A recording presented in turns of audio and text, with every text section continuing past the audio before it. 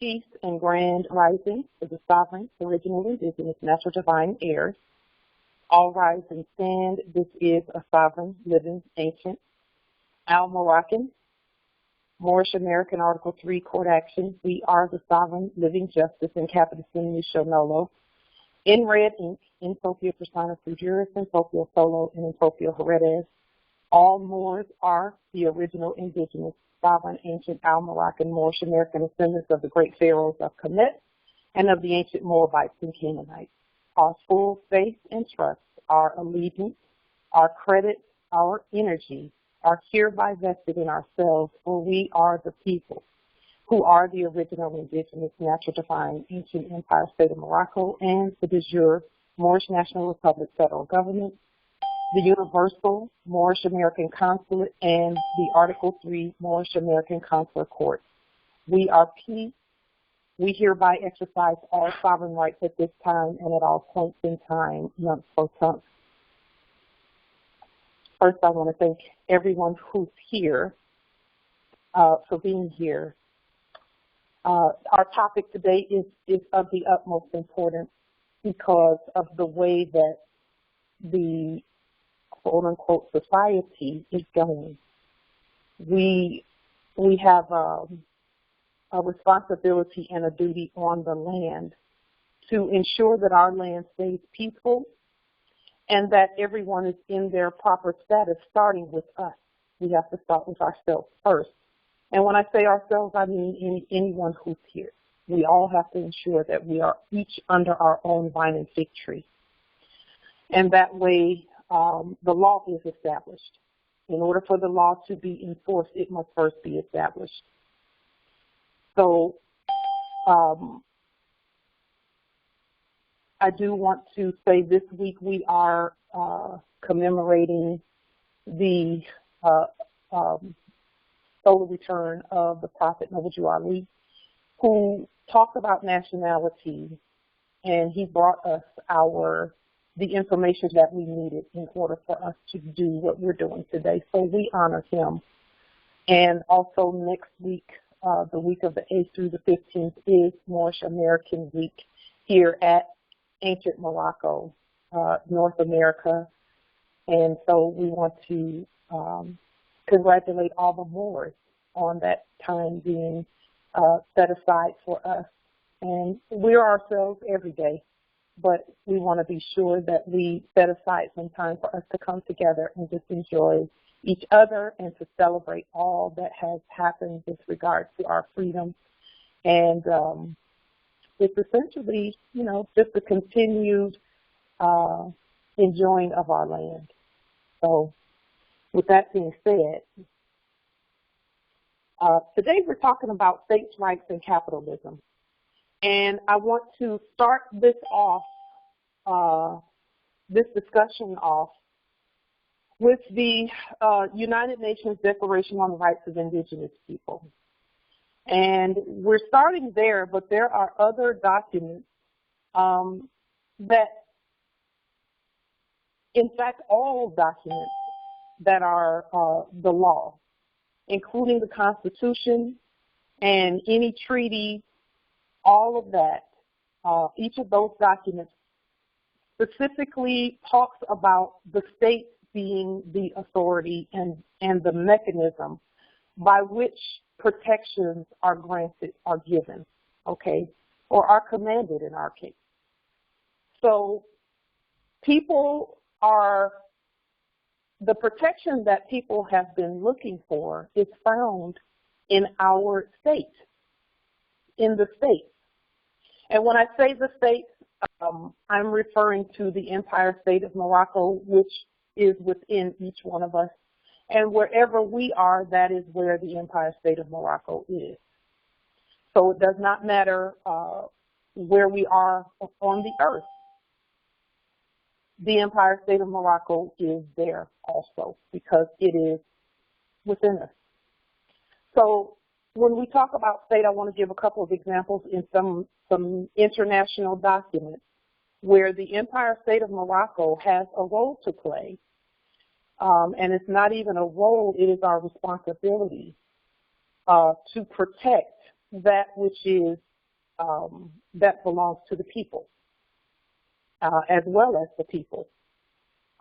So I want to refer to Article 8 of the United Nations Declaration on the Rights of Indigenous People, because when we looked at this document previously, we were looking at it as whenever we saw the word state, we were thinking that it was,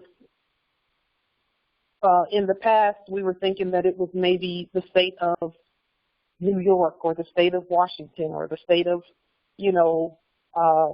Alabama. And those are all fictions. Those are corporate fictions. Are not the real state. The real state is us, the people.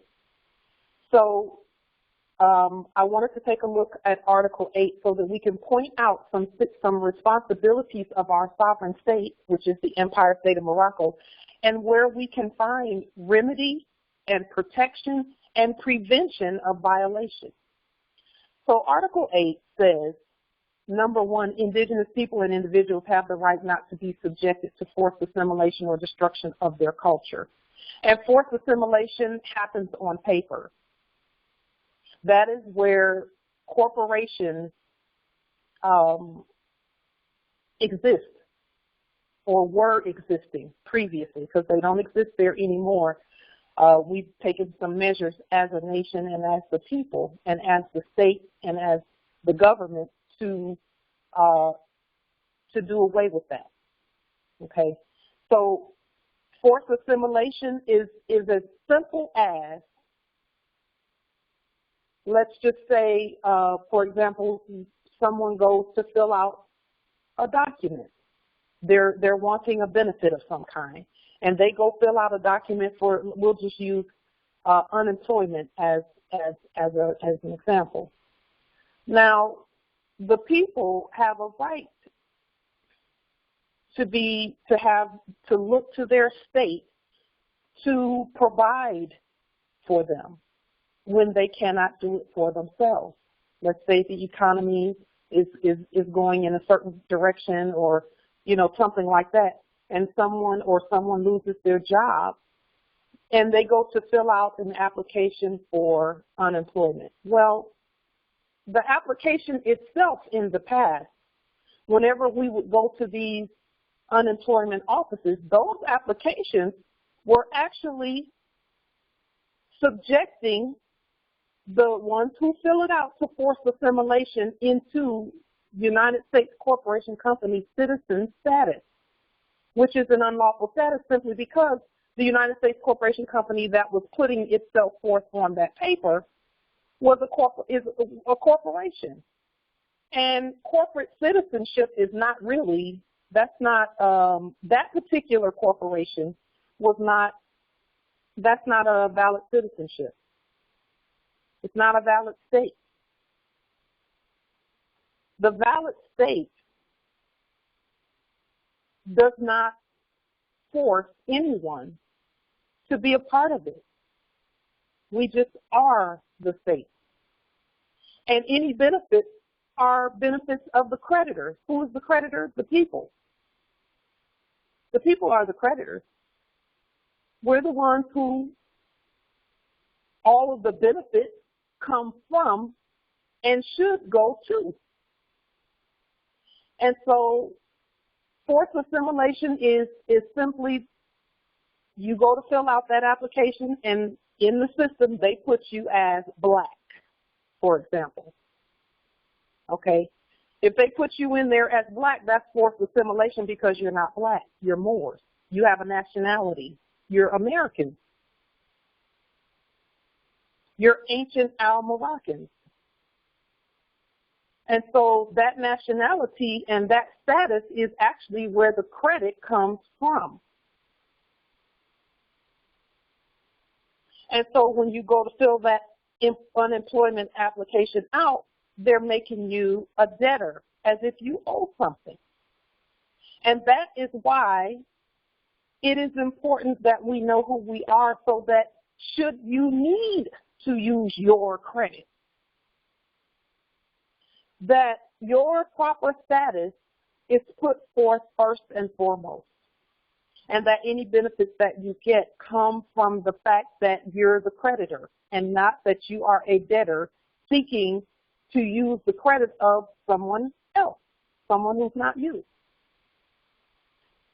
So this is where the states come in at, states' rights come in at. This is why it's so important that the Empire State of Morocco, which is ancient, has published on the public record the things that needed to be published in order for us to properly be recognized as the sovereign state. So number 2, states shall provide effective mechanisms for prevention of and redress for any action which has the aim or effect of depriving them of their integrity as distinct people or of their cultural values or ethnic identity. Now, this document is talking about things like race and things like that, and we know that those are not the proper terms for us. We're the original indigenous people, and we're the true nation and the true creditors here on the land. So for the sake of our conversation today, again, we were thinking that in this document, when it referred to the state, that it was talking about some other outside state that's foreign to us, when it's really talking about us. We as the state provide prevention and redress mechanisms for ourselves. What are some of those mechanisms that stop these things from happening? Because look at B. Any action which has the aim or effect of dispossessing them of their lands, territories, or resources. No other state outside of your state, the sovereign, original, indigenous, ancient state that is the Moors, no state outside of that state even has the authority to give you back your land. That happened in the state courts. Well, who are the state courts? Where are they? They're each one of us. The state courts are the Moors, the people. The Moors is where possession of lands comes from. But we cannot do it as individuals. It must be done with our covering, which is the state. And when I say our covering, it covers property, not us. We are the state that covers the property. And if we continue to look outside of our own selves to some other foreign state to assist us in repossessing lands and territories and resources, we would continue to get what we've been getting, which is nothing.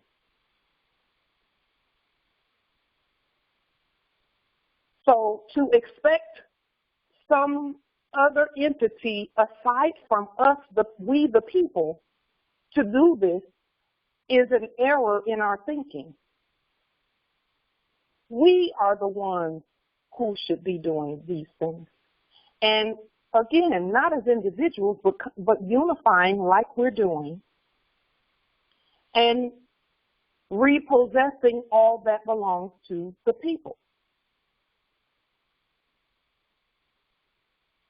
And this is why we're going to continue to beat the drum of the Empire State of Morocco, because it is important that we all know that the state is the mechanism that we use to get to possess land and territories and resources where it is recognized universally.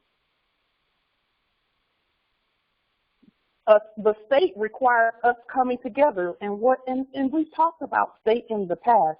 It is state of mind first. And then it is the estate after the state of mind has been corrected and cleared and cleaned and the right information put in to our minds. And whose responsibility is it to put the right information in there and to clean out the old information? It's each of our jobs to do that through our studies. And then we study together like we're doing now. And then we put forth our empire state as the mechanism that we use to possess our lands and territories and resources. It's right there in writing, right on the screen. The state does that. This document talks about individuals throughout the document. This United Nations Declaration on the Rights of Indigenous People. It talks about individuals and everyone has a right to a nationality and the individual this and the individual that and people this and people that. But then when it comes to remedy and possession of lands, territories, and resources, it goes right back to the state. That's how it's done. That is where recognition comes from. And we'll show you in some of the other documents that we're going to look at today, these international documents that we're looking at that tell us who the state is and what it takes on the public record, and then how to use the state. This is how you use the state. You use your state, your sovereign state. It can't be a one that's foreign to your bloodline and your birthright. It has to be a sovereign state that has the nationality that you have. Because why is that? Because the property has to have the same nationality as you. When you nationalize resources, you're giving those resources your state of mind, the spirit of your state, and the ancientness of the bloodline and the birthright. So here at B, C, D, and E, look at the things that the state can help with. Any action which has the aim or effect of dispossessing them of their lands, territories, and resources. Any form of forced population transfer which has the aim or effect of violating or undermining any of their rights. We should be able to go anywhere on our land and fill out whatever we want to fill out, and it not do population transfer in the system. There's a way to do that. We've talked about it before. We need to continue to beat that drum also, that when you're doing things like going for jobs and benefits and things that have to do with the resources on the land, when you put your state first, then any document that you fill out, you're simply doing fiduciary duty. That's it. As the fiduciary and trustee, the benefit is going to come to you. As long as you know that the paper is not you, you are you. Your bloodline is you. And then the sovereign state takes over that document, whatever it is that you filled out, because you've put yourself forth as the fiduciary of that benefit and the fiduciary of the conveyance utility. See, things like unemployment and VA benefits and retirement and purchasing of things, and of course we don't have to purchase anything, but we do have to show that a competent commercial exchange has taken place on the public record. So when you're going to get these things, when your nationality is put forth on the public record competently, and you're continuing to take those documents and notify. If you're going for something, you notify first. Send your documents first. Then bring a copy of your documents with you, and then you go to get whatever it is that you need. Okay, but you can't, again, the United States Corporation Company does not have any benefits for you. That's why you're taking your documents and your state with you. Because when you take the Empire State of Morocco with you, okay, and again, I'm going to refer to the Empire State of Morocco because we know that we've done the work there. But where we're concerned, the states are the states are the states where the Moors are concerned. So if you have a state and then the Empire State of Morocco is here, we're working together. We're all going in the same direction. So we're not, there's no conflict there. I can talk about the Empire State of Morocco because I know the work that's been done. I know that we're not under the United States Corporation Company because we've ensured that we stay in our proper status where the documentation on the public record is concerned. So now, whenever we do whatever it is that we're doing, we've already taken control of any documents out there because of the monochrome and the fiduciary duties. The fiduciary document is a very powerful document, especially in any document is powerful when it's put with nationality.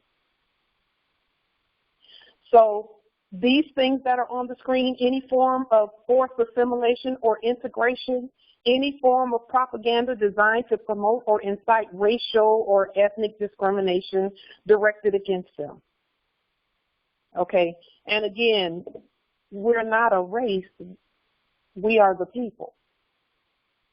Okay, so this is Article 8. I did do a little count, and the word state is mentioned in the Rights of Indigenous People documents over 41 times. Approximately about 40 or 41 times. The word state is mentioned in that document. They're trying to, that's a hint that we must coalesce as the state in order to make the things that are in this document materialize and manifest. So here it is, C, D, and E. Any form of again, forced assimilation, propaganda. Now, I went through the document as well, and the word state, again, and some of the state protections that the state can manifest is Article 11, Part 2, the state is mentioned, and the protection that it provides. Article 12, Part 2, Article 13, Part 2, Article 14, Part 3, Article 15, Part 2, 17, Part 2, Article 19, Article 21, Part 2, 22, Part 2, and on and on and on and on. There are over 40 articles in this document. And those, again, we want the protection to be there, so we must continue to unify as the state. And then on the documents that we put out there, the only time, the only time an individual is mentioned is when you're putting your sovereign autograph to the document saying, hey, I'm a part of my sovereign state.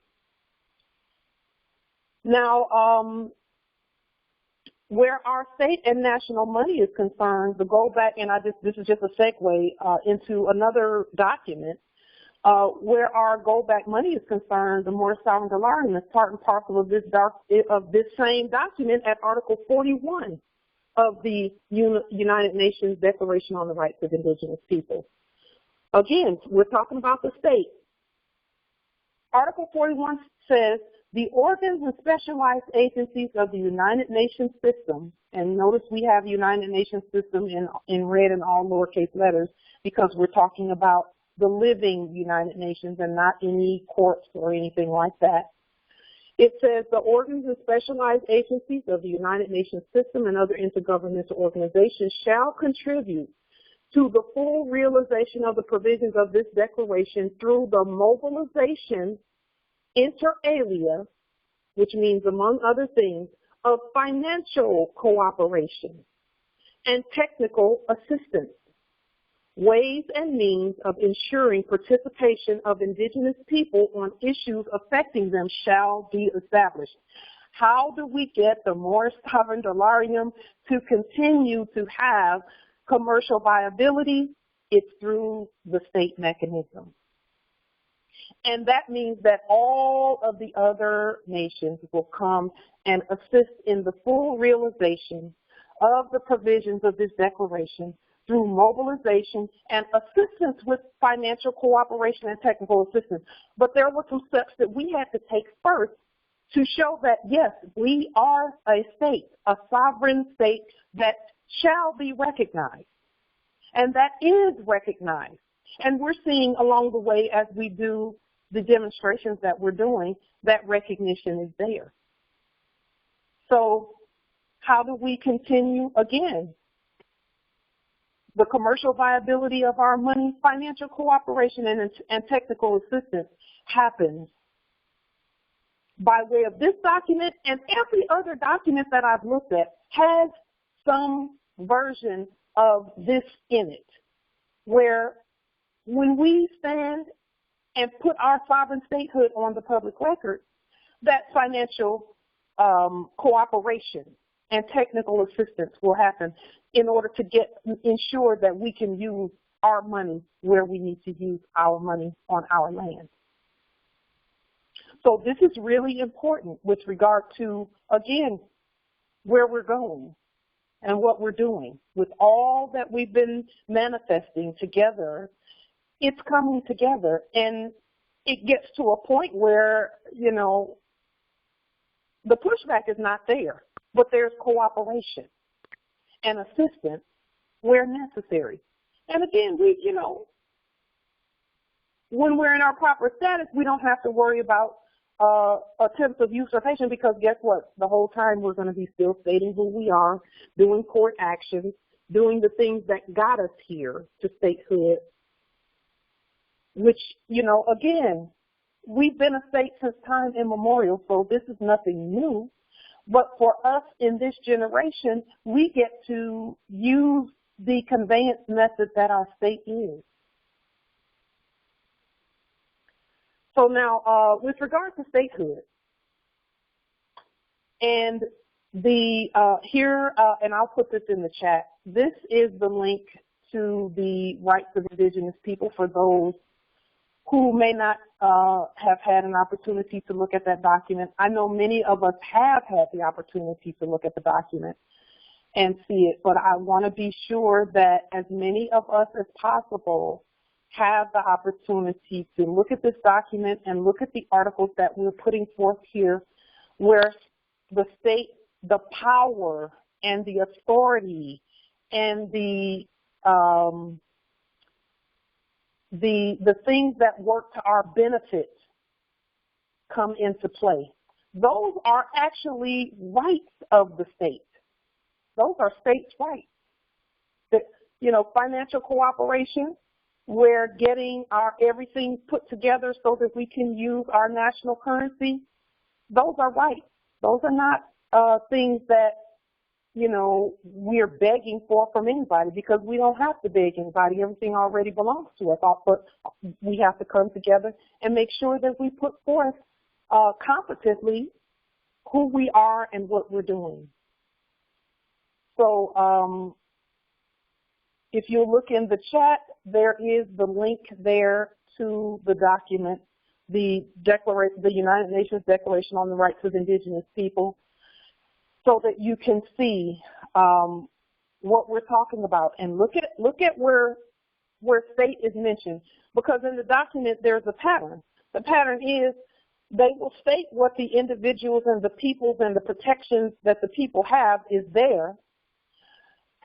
They will state that in the document, and then they turn right around and they start talking about the state and what the state's responsibility is where the document is concerned.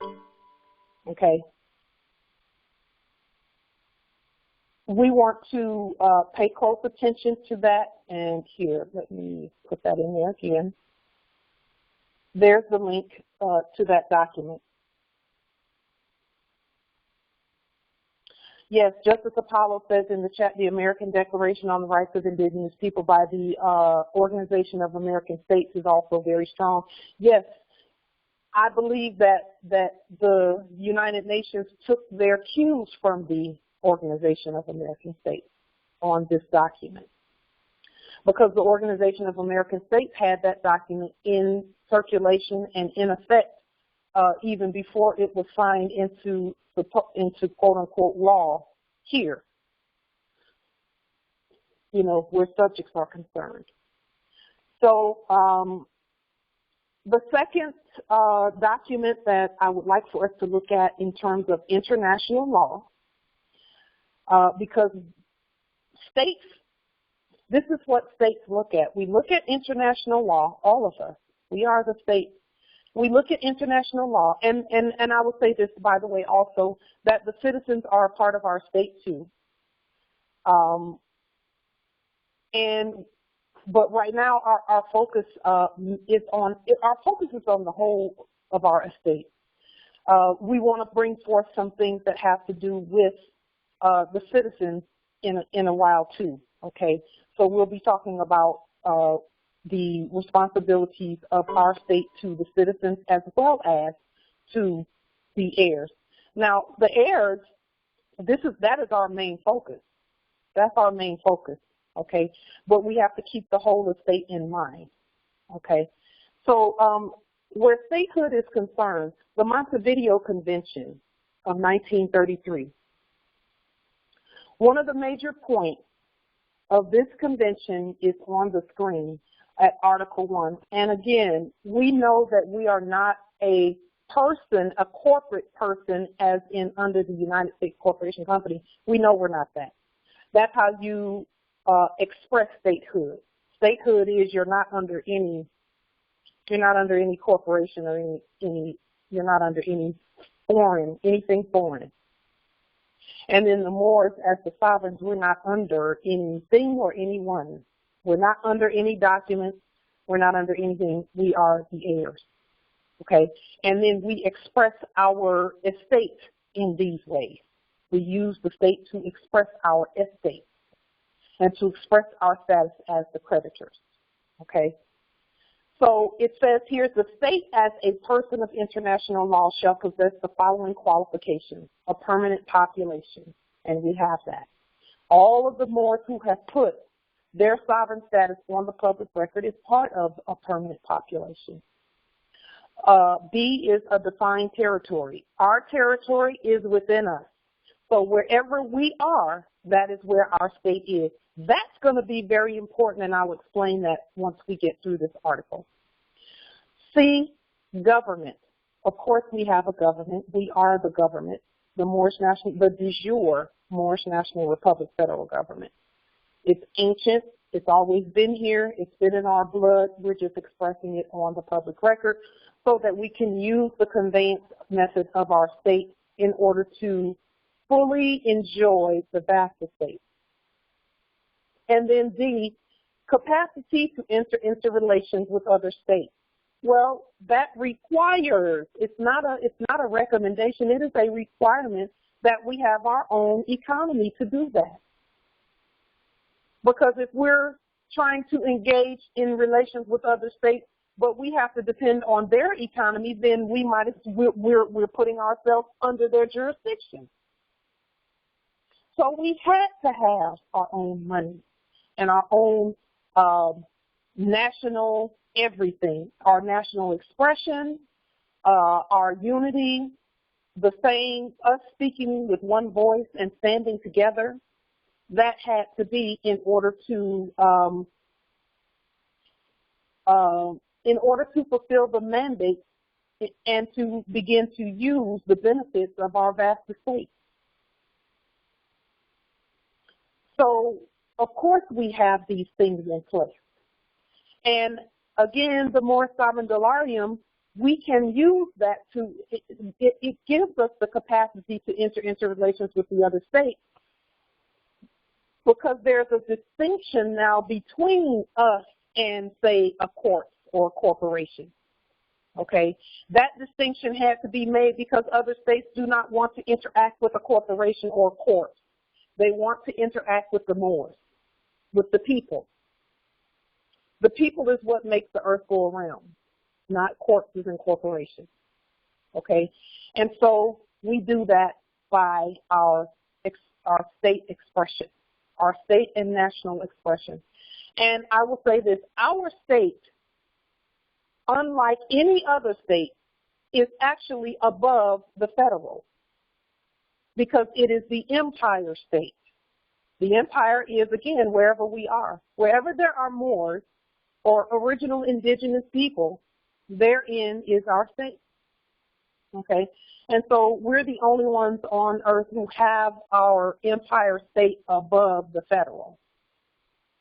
Everyone else, all other states rather, from the corporate perspective, were under the federal. Okay. And with regard to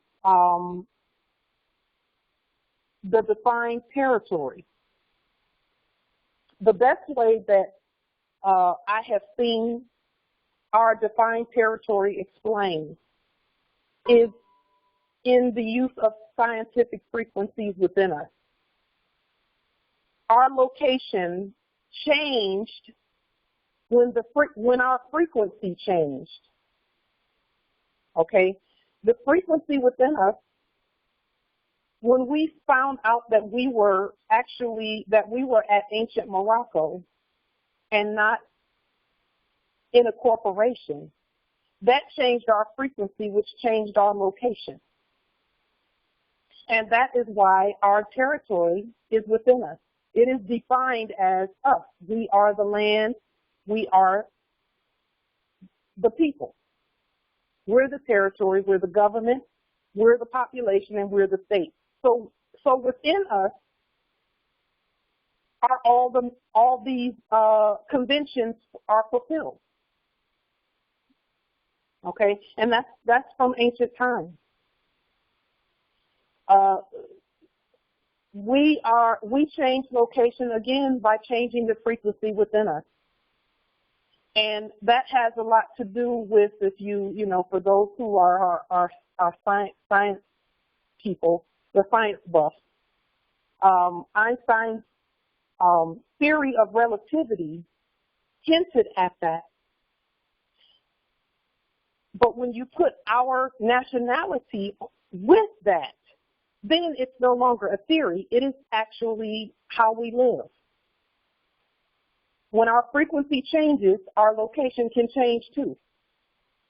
And it is our job, and this is why we're saying that the frequency of the earth is rising, because we have tuned into the right frequency. Now we know that we're at ancient Morocco. We're on the land. We're not lost at sea. But we had to have an interchange on the inside of us in order for that frequency to match. And then for these state principles and international law principles and universal principles to even make sense. Because if our frequency was not raised to this level, we would still be thinking that we're just a bunch of black people, which we're not. We never were that. We just had the wrong frequency. And when I say the wrong, I don't mean wrong. I mean our frequency was lower. And now that it's raised to the level of international and universal principles, we can use those principles to access the vast estate. It comes from a frequency change from within. Okay, and so another really interesting document that we were able to come across in our studies is the 1954 Convention relating to the status of stateless persons. So we're talking about the state. We are not stateless because we have stated on the public record that we are the ancient empire state of Morocco. We've done all the things in terms of first raising our inner frequency so that we can take in the information and it will make sense to us. And once we raised our inner frequency, the information, our frequency began to attract the information that's on that frequency. And that frequency puts us among the affairs of men, so to speak. Okay, that is actually an elevation from thinking that we were black corporate citizens when we never were. So the convention relating to the status of stateless persons, I'll go ahead and put also in the chat, I'll put the link to this document here in the chat as well. Let's see. Because this is a very interesting document. I pulled a portion of the document. The link to the document is in the chat now, and I'll also put it under this video on YouTube at Like the Jury Babe channel. In this document on page 3, it defines a stateless person. Now, this is the power of the state, Morris. The 1954 Convention's most significant contribution to international law is its definition of a stateless person as someone who is not considered as a national by any state under operation of its law. For those who qualify as stateless persons, the Convention provides important minimum standards of treatment. It requires that stateless persons have the same rights as citizens with respect to freedom of religion and education of their children.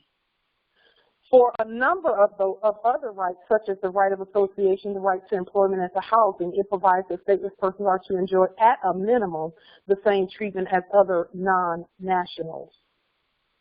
Now, this document is telling us that there is a difference between that which is available to the nationals versus that which is available to the citizen and the stateless persons. And the reason that stateless persons are still to be treated a certain way is because at some point they're going to have to wake up and realize that they have either a naturalization status or a nationality. Okay? And so that's why we don't just boot all the stateless people out. Because they have a status, they just need to realize they have a status. Okay? And a lot of that has to do with us and our people, because some of our kin, our brothers and sisters, they're classified as stateless because they don't know that they are the nationals of the ancient empire states.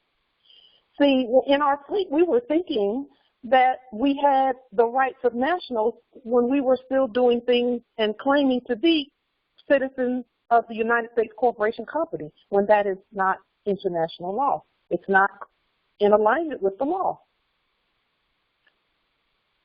Statehood and the putting forth of the state, the rights of state, happens when those things have been done and we've unified together like we've done. I'm so grateful for the Moors who have decided that, you know what, we're going to use the letterhead of the Jure Moorish National Republic federal government, and we're going to use the living ancient empire state of Morocco, and we're going to use the fiduciary document to put forth our statehood so that we can claim the things that belong to us. I'm so grateful that Moors have, the frequency matches, and they get it, okay? We're all getting it at this time. We're getting it. It makes sense to us that when we're all on the same frequency, and then we assist our brothers and sisters in getting on those frequencies as well, so that the information can come to them. And then they will see the value and the importance that statehood plays in getting the benefits of the land. Okay? So when we've been looking at these documents and looking at them, and you know, I know there have been times where in my demonstrations when I first nationalized, In my demonstrations, I would quote the rights of indigenous people. And for some reason, you know, in some cases it would be honored, but in some cases it seemed like I was not getting the result I wanted to get. Yes, there will be some movement, but not like now.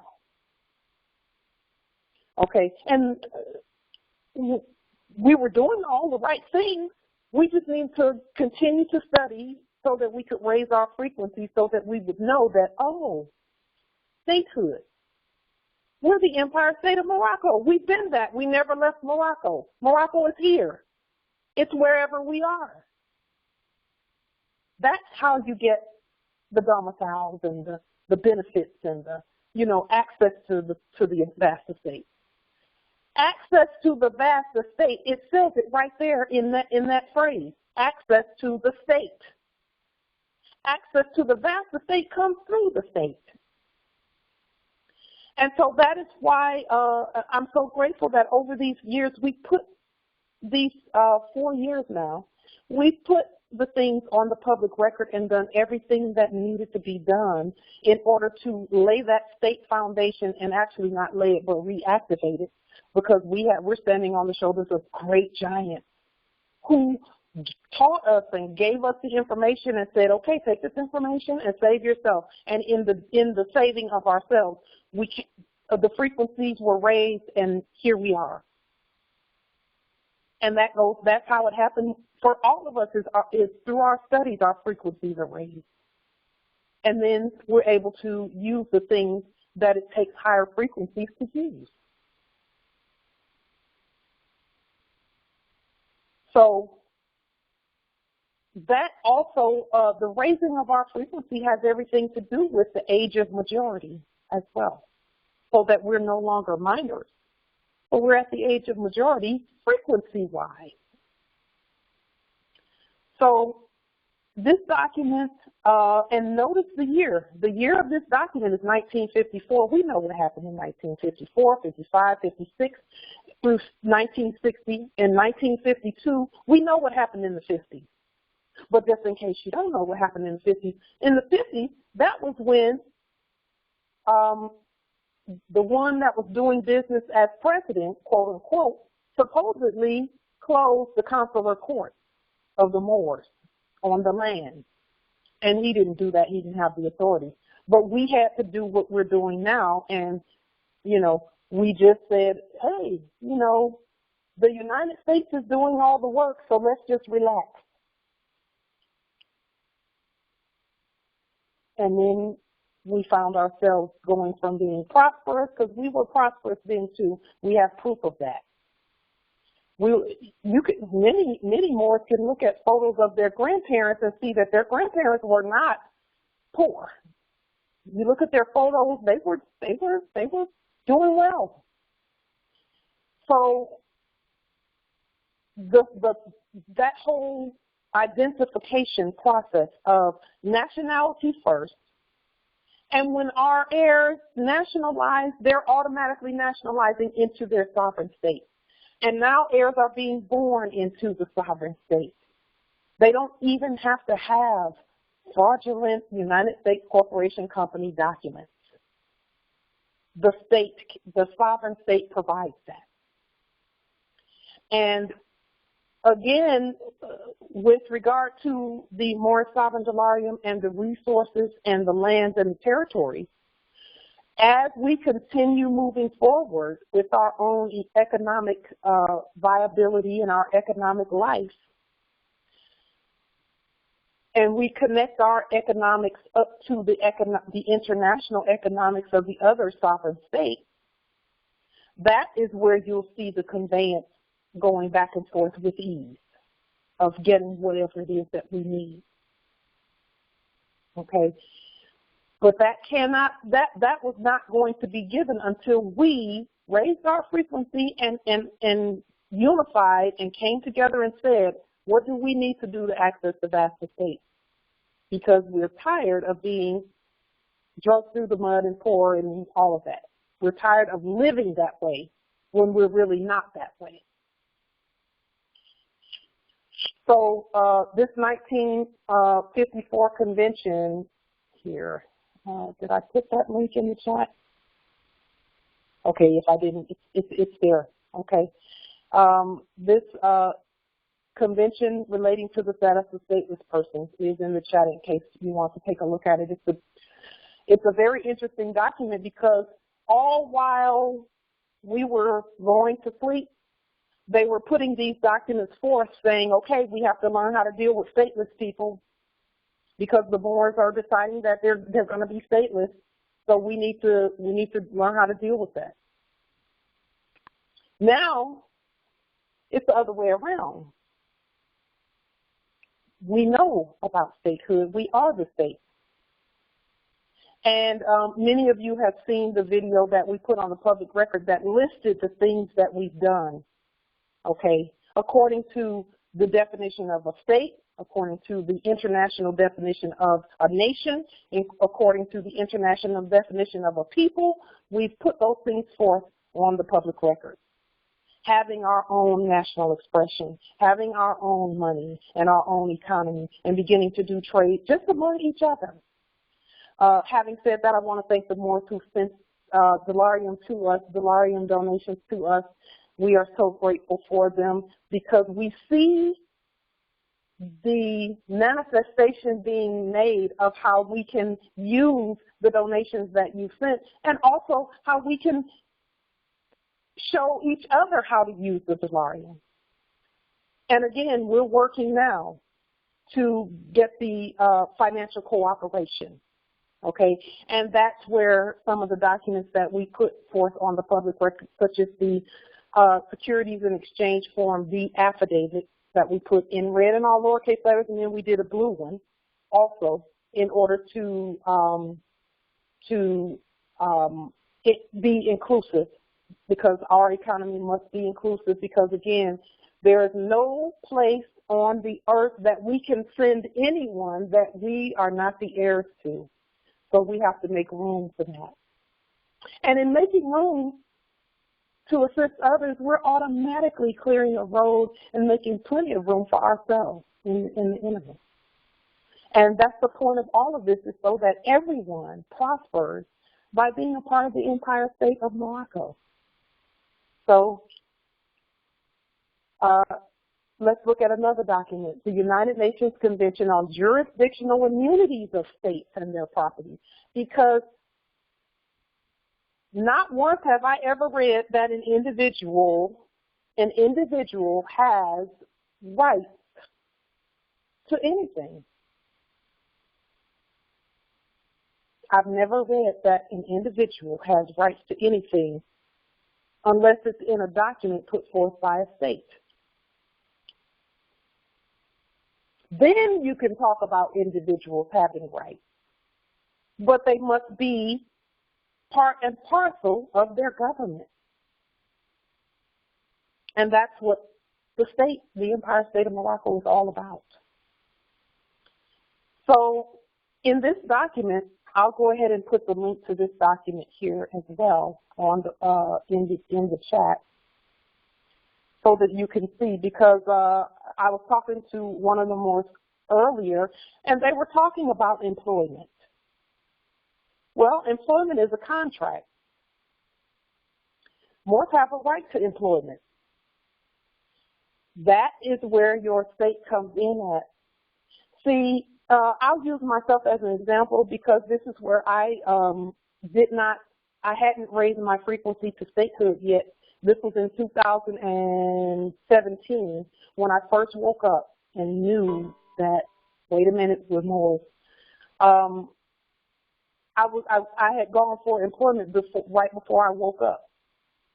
And by the time I woke up and realized, okay, well, we have rights not to be taxed, I put all of these, this in writing, that we're not taxed. It's AA 222141, et cetera, et cetera, et cetera. And those that I took it to were saying, well, you know a lot about the law. You know more than we do, and we're human resources. But we're going to have to look into this and see. And sure enough, they came back and said, well, in order to get this job, you have to give us your fingerprint. I said, no, I'm not doing that. And so they wanted fingerprints and a social, you know, the things that they asked for during employment. Needless to say, I didn't take any of the jobs, even though they were offered, because I felt like I needed to know more. Now, I'm not advising that anyone turn down a job. What I am saying is go get any job you want to get, but make sure that you have your state with you. And see, that's where the benefits come in at. When you have your documents in red and all lowercase letters first, and you have the fiduciary document that says that you can use your sovereign-born appellation, even in black, quote-unquote, black ink and capital letters, you can use that, but you, the living, must be the fiduciary for that conveyance method. In other words, all you're doing is speaking the same language as whoever it is that has the job, which is going to be the Empire State anyway. That's why this is important, because when we have our own money, which we do, the whole economy shifts in our favor. And so when you take these documents in red and all lowercase letters, and you've seen them, including the fiduciary document, and then you go and you say, okay, I'm going to go and get a job. Well, you put it on the public record who you really are, and that you're getting this employment by way of your state. Then guess what? You're not taxed. And you can wear your turban to work. You know, some have wanted to, and you can fly your flag at work. But we have to be under our own vine of fig tree. And when I say under, again, we're not under anything, but we are aligned with the universal laws and the laws of nature. The laws of nature say that anything that we use should not be foreign to us. So even when you're going to get a job, you should not be working for a foreigner. You should be working in the capacity of your documents. You're on the public record as a national of the Empire State of Morocco. You already have your documents, your sovereign security numbers, your sovereign living birth affidavit. All of those things are put forth. Okay, then that's where not taxed and all the benefits and things come in at. Okay, and as we continue to get and to gain the financial cooperation, then it won't be an issue when if you go on a job and let's say you have one of their badges. Well, you may have one of their badges on, but if there is someone attempting to get you to try and do something that's outside of what you do, of your national laws and things, then hold it, I'm on the public record. I'm working for my state. That's who this is. That's who we are. I'm a national of the Empire State of Morocco. I'm not a U.S. citizen, so I don't have to. Our state does not require a vaccination or whatever the case may be, and I'm just using that as an example.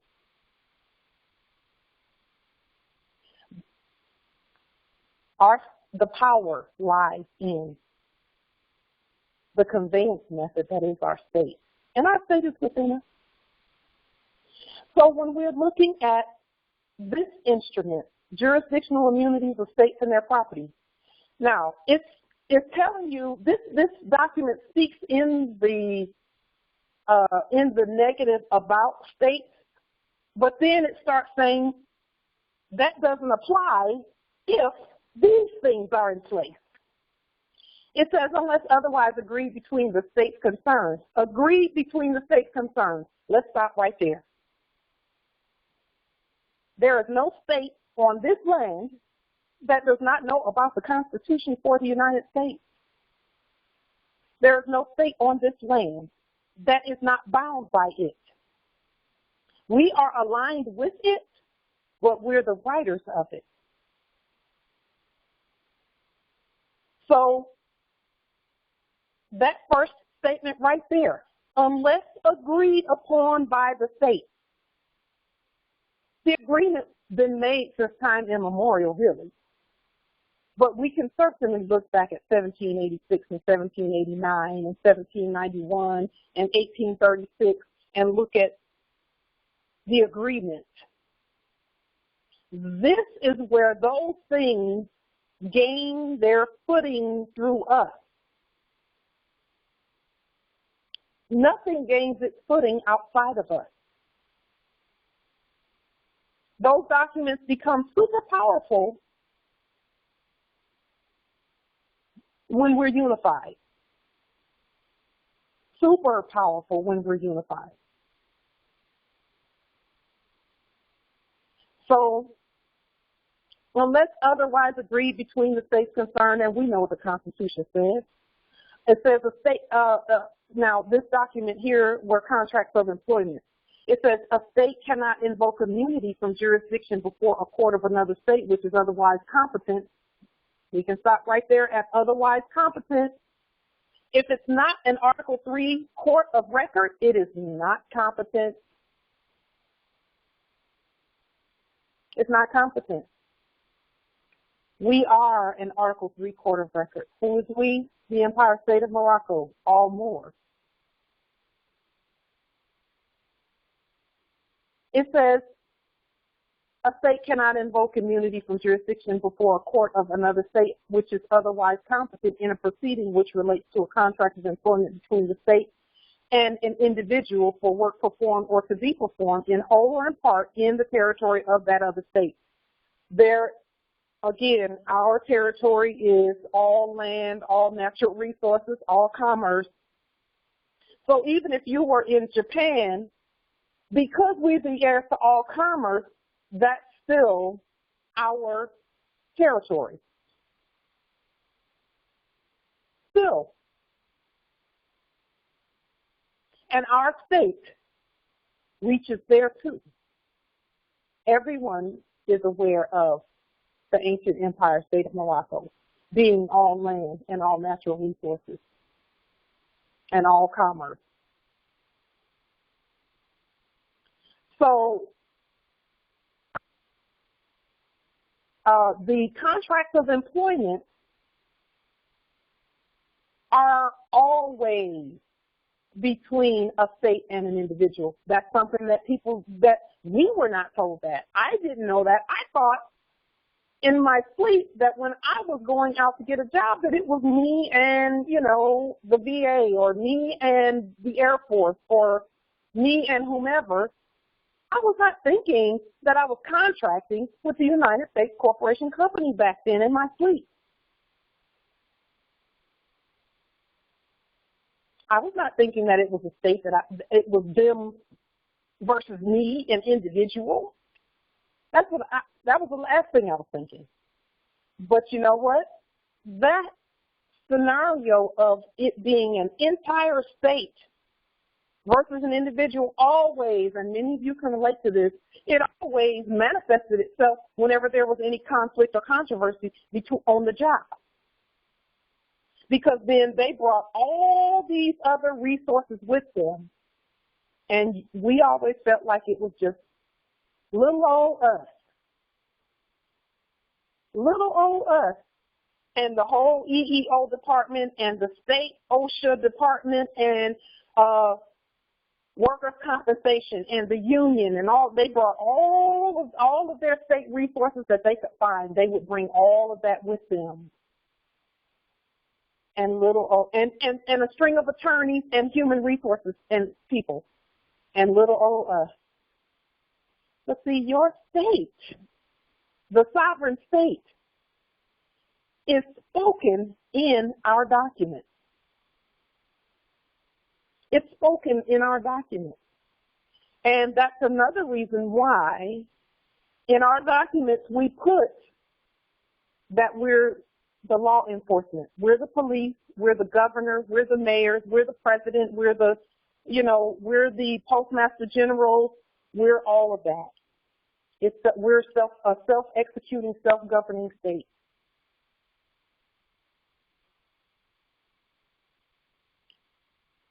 Now, when you go for jobs and things like that,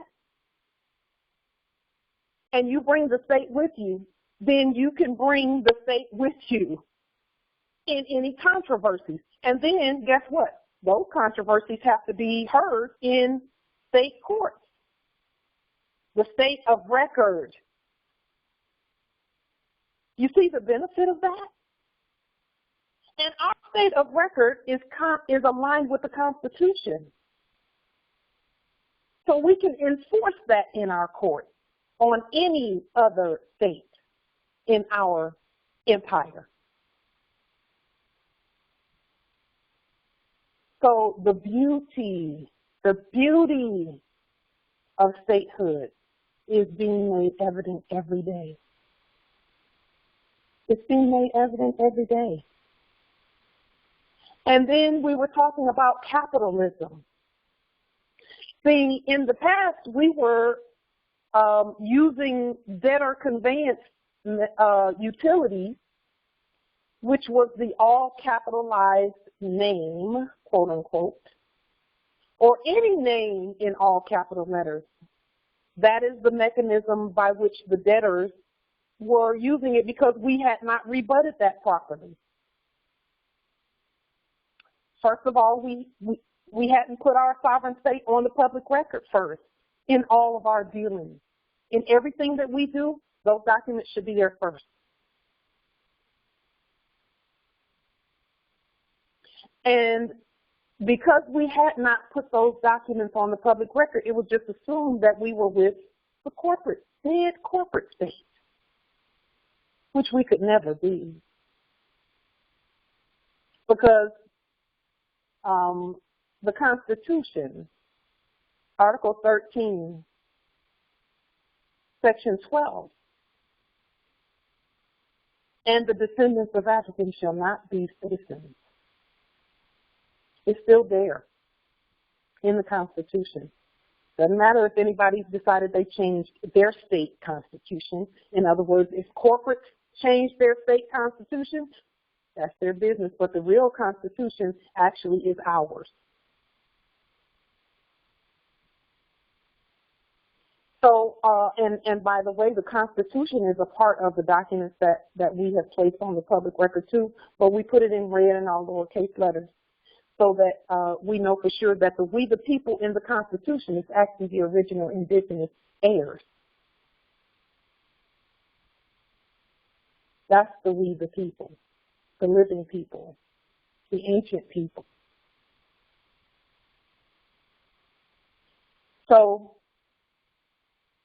here at Article 11, Contracts of Employment, Paragraph 1 does not apply where jurisdiction of courts is concerned if the employee has been recruited to perform particular functions in the exercise of governmental authority. And again, that tells you that you can go on any job and be exercising governmental authority. Did you know that?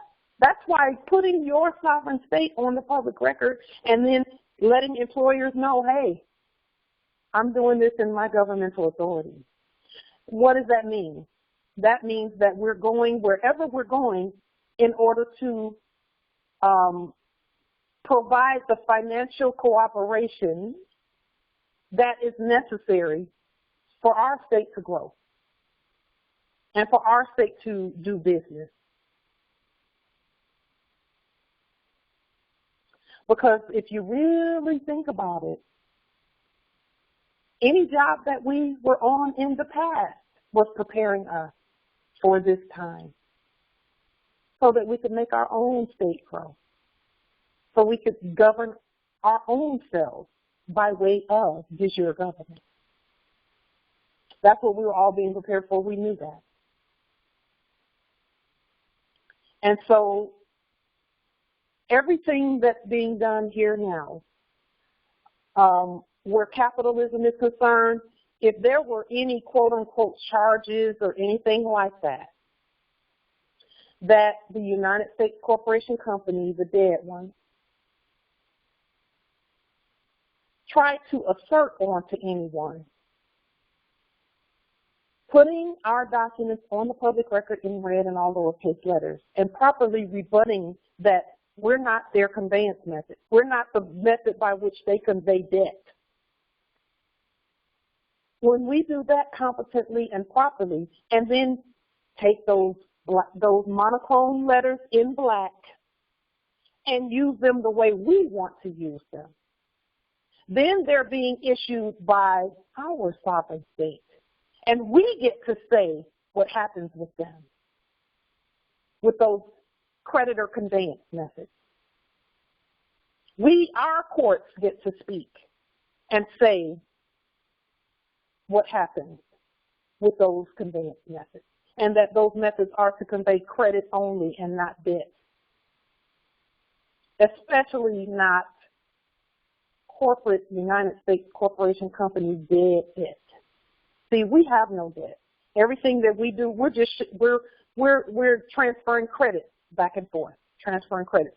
It's like if you gave someone, if you have a gold coin, and you give that gold coin to someone and say, okay, I'm going to pay for this that I've used. What have you given them?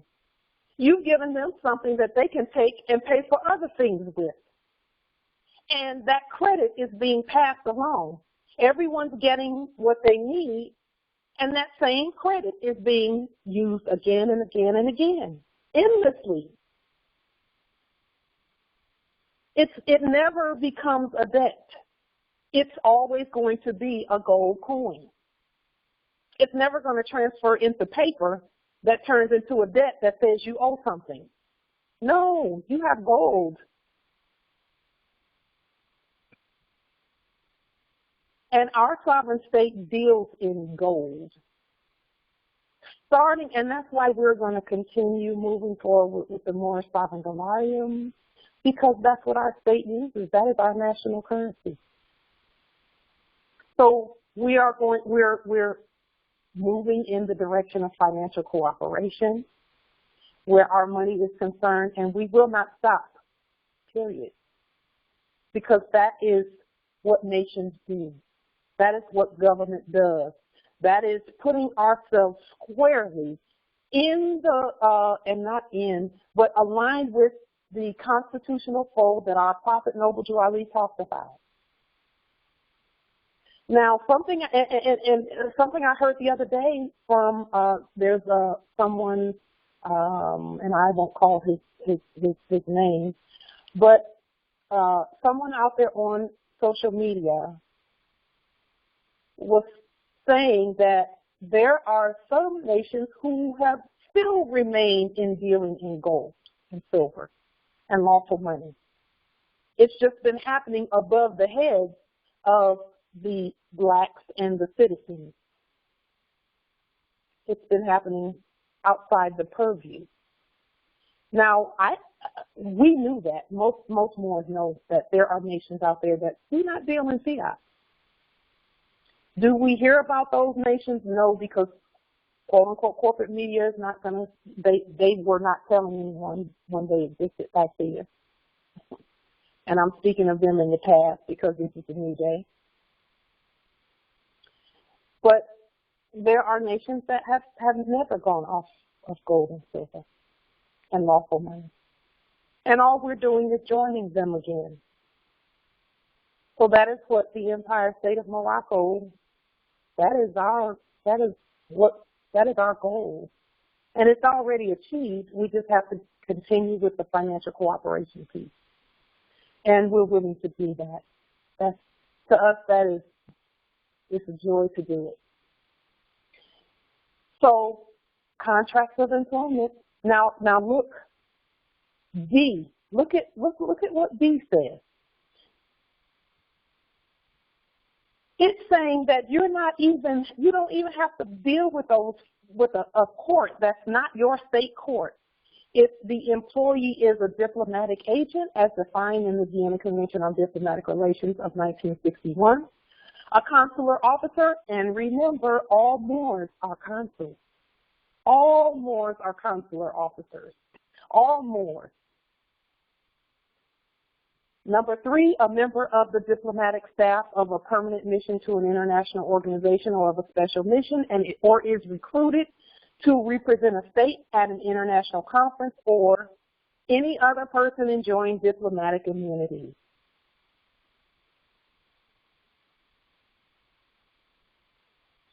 That is why our state is so important, because no matter what we do, we are presenting our state. Whether it be on a job, in the neighborhood, at the grocery store, wherever, we are presenting our nation because we are our nation and our state. We're presenting our state. The grocery store is commerce. So financial cooperation is imperative. It must happen. It must. But it couldn't happen unless we got together. And now we're gathered. Let's keep gathering. Keep demonstrating. And keep researching and finding that financial cooperation. Financial cooperation is even beyond a system. Financial cooperation is diplomatic relations. It's diplomatic relations. It's consular relations. And then any controversies happen, they are hashed out where? In our court. That's according to the treaty also. If there's any conflict between the Moors, the consul is to assist at the trial. The consul shall decide. And so those are demonstrations that we're going to be moving into financial cooperation with other nations and other states so that we can continue to move forth economically. That is something that cannot be denied when we're competent. Competence starts first with nationality. Is your state's nationality on the public record? We are our state, so we're putting our nationality on the public record continuously, repeatedly. This document further lays out what an employee is, and then here, look at F. The employer state and the employee have otherwise agreed in writing. Did you know that all employers are states? It just so happens that in the past, in our fleet, the quote-unquote employer state was the United States Corporation Company. That's why everything that was done, they attached their fiat to it, coming and going. It just turned into the great paper chase. They had their fiat going repeatedly. You couldn't get away from that. Either you were trying to earn it or you were trying to pay it. That is why our state is so important. It's so we can come off that hamster wheel of always trying to get ahead like that. Because some other state sees you as stateless. And so all they're doing is tolerating, and not even tolerating well, your status and your failure in that status to state who you really are. Stateless is a place that it's like purgatory. You hang out there until you realize that you don't have to be there. And while you're there, it's not a good place. It's not a good place to be. So what happens? You're introduced to nationality. Nationality is the order for the day. Because the Empire State of Morocco, which is the largest state on earth, always has been and always will be, the nationality of the Empire State is sovereign and original and indigenous and ancient, natural, divine. And that's why it's important to put that on the public record so that as we continue to move forth, that financial cooperation happens. Okay. With that being said, are there any questions, comments, or any, let's see, I'm going to, okay, you can unmute yourselves if you have any questions or comments about that, about the whole financial cooperation piece. Some of the things that we're doing in order to ensure that financial cooperation happens. Just one moment, please. Go ahead. If you're a more or citizen, are you? First of all, state your name and nationality for the record. Princess state your Alessandra name and nationality Ali. for the record. This is Princess Alessandra. Okay. So I happen to know that voice. We know that that's not who. And I used to be your financial guru, you fucking bitch. Just one moment. Hold on. Okay, Justice Yaqub Ali, I believe.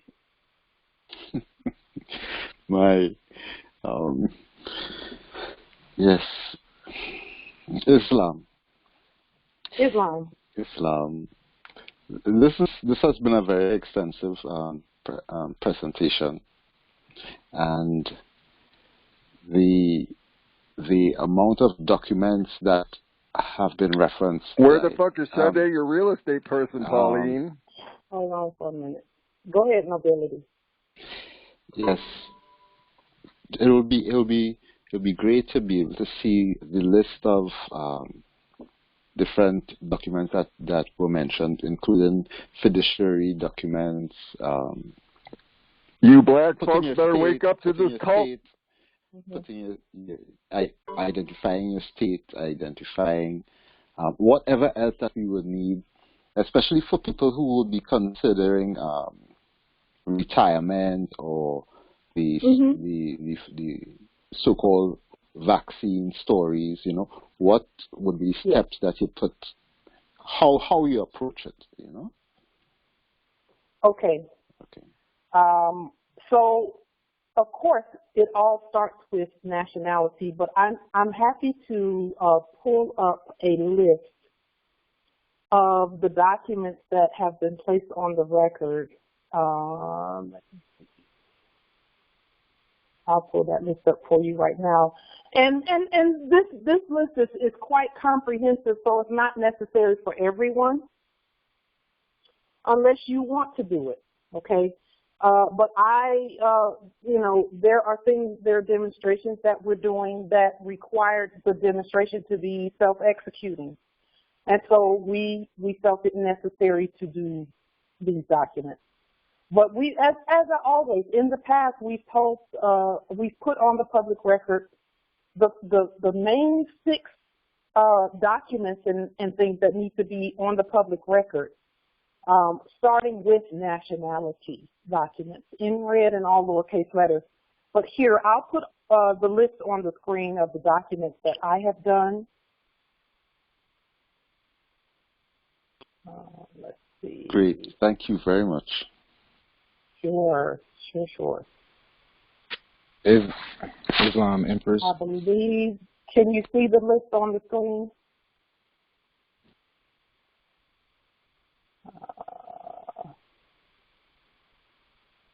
Is the list? Can you see that? See the list on the screen? Yes, I'm seeing the first 14. I took a screenshot of 14. Mm-hmm. Oh, okay. All right. Here we go. Let's see. That's 14. So let's see. 15 through 29 is these documents. If you want to go ahead and take a screenshot of those, and then we'll go through the whole list. Good. Got it. And then the other documents that I have put on there have to do with specific demonstrations and delirium demonstrations that we're doing. Financial cooperation is not even something that we have to request. It's something that we demonstrate.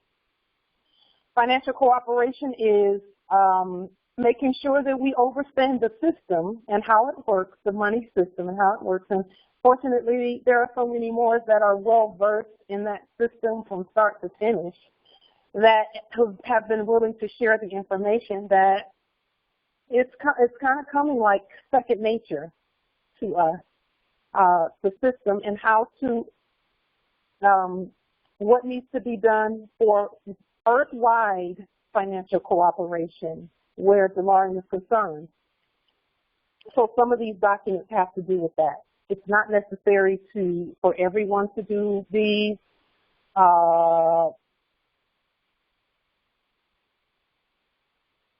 Okay.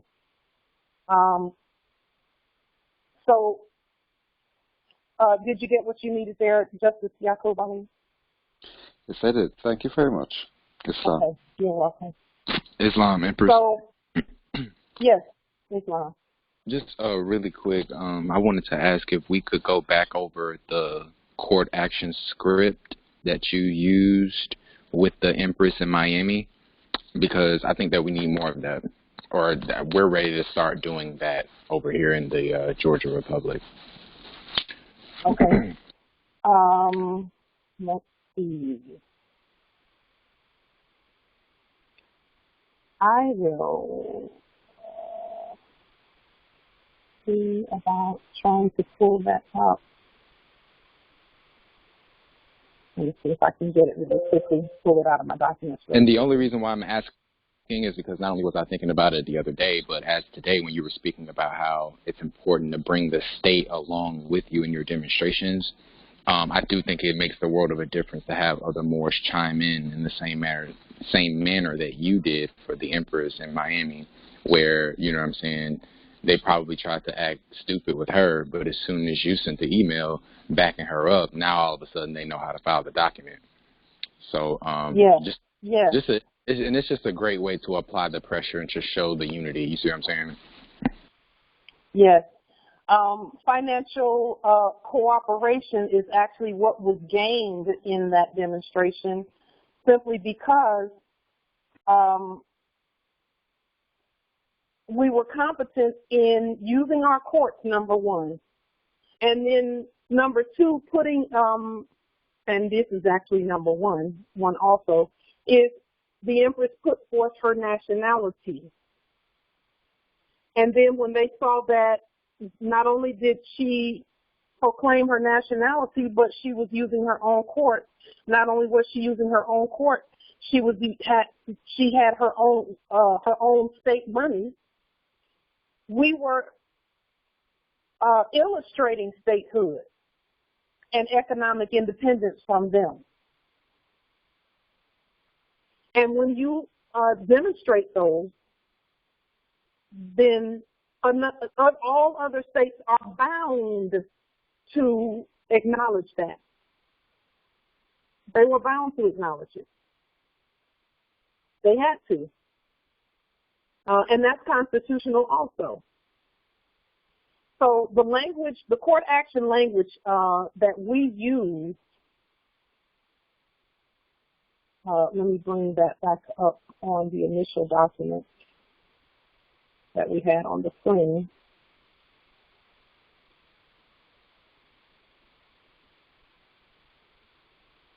The court action language is, we always put that at the top of our document when we're doing these, when we're doing our sharing. It's this information right here, this all rise and stands, and the difference in this and the court action that we did with the Empress is that she stated her appellation and her status, and then we came behind her with this same court action language that's on the screen. We said that she is a part of us and that she is part and parcel of the Moorish National Republic federal government, and that we recognize her as the sovereign that she is. And we stated what she was not. We said she is not any name in black ink and capital letters. that she Right. is, you know, and that she is the sovereign living heiress of the Empire State. And we, at that time, we were not using Empire State of Morocco in its verbiage, but we were using the principles of the Empire State of Morocco. Okay, so just recognizing her, and then first her stating I am, and she stated who she really was, and then and she did that using the court action language, and then we came as a witness and also as the court and said this Article 3 court recognizes her for her true status. She's one of us. She's part and parcel of us. And then she put 10,000 in more sovereign dollarium. She had downloaded the dollarium. She autographed it in red in all lowercase letters. She put her right red thumbprint there. And she uploaded that back and attached it to the email that she sent back to me, that she sent initially to me. And then I just said, hey, we know her. She is one of us. She's of the bloodline and birthright. And that's all it took, was to show that we understood the principles of statehood, which is economic in its you know, as part of the core of everything that's done. There's an economic piece to it. There's an economic piece to the puzzle that must be met. So an economic exchange took place on the public record in the email, because emails are public record. Some don't know that. They still think the emails are private, and they're not. They're public record. And then we both copied them, the inferior court. It went from, and let me say this, because this is important. When that inferior court first came upon her, they came not upon her, but when they came, they were coming in a corporate status, as if they came upon one of their corporate citizens. But then the right language and the right money, and they went into inferior status, and they responded and they put their information in blue.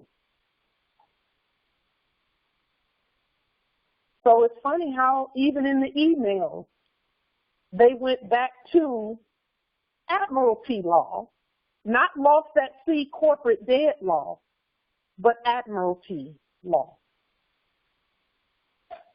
When the sovereigns spoke and said, we're doing land commerce and land law here, which supersedes anything that an inferior court can do. We stated in the email, Article 3, just like you see on the screen. And then I said, I am sovereign living justice, Pauline Denise Ritchie, in capitis diminution nolo, in red ink, in propria personas de juris, in propria solon, in propria heredes. And then I said, all identities of the parties have been established. So I didn't have to say to them, what is your name? Because they said who they were in the email.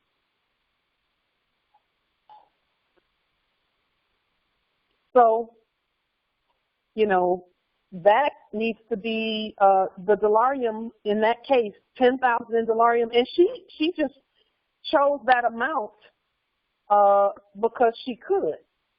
She chose 10,000 and to me that was a good number to choose. I mean, she could have pulled out 100 million or 100 trillion. She could have done that in dollarium. But she used good common sense, sovereign common sense. She pulled out 10,000 in dollarium, and that was the end of that. And we were able to see that even in their records, they corrected their records because she's not their court. So now,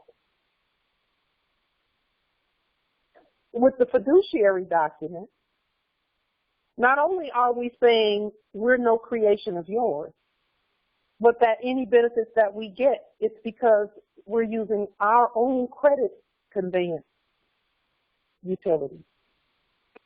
Because those names in black ink or monochrome ink rather, those are conveyance utilities. Those are utilities to convey.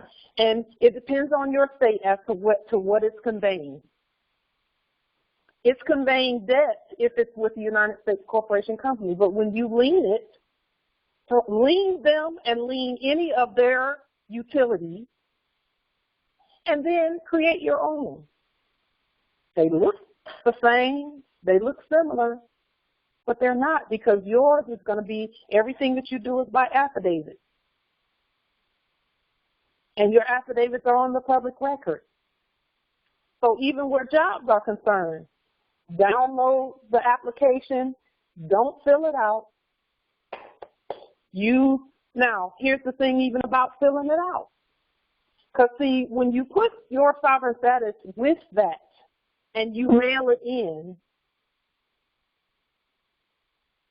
okay, and the fiduciary document, then you can fill out an application, because the fiduciary document is going to cover the ink and say that this is being filled out in the Empire State of Morocco and not being filled out in a corporation.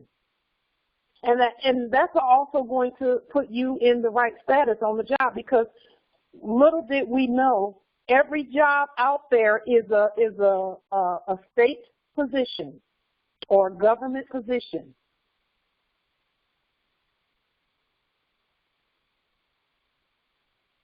And when you go into the job the right way, then there's no conflict and no controversy about how things are supposed to be done. You can enforce the Constitution right there on the job where you're concerned. And then we're in our rightful place. Everyone is in their rightful place then. And then we can do what we do best, which is cooperate with one another. And when I say cooperate, we're still in our sovereign status.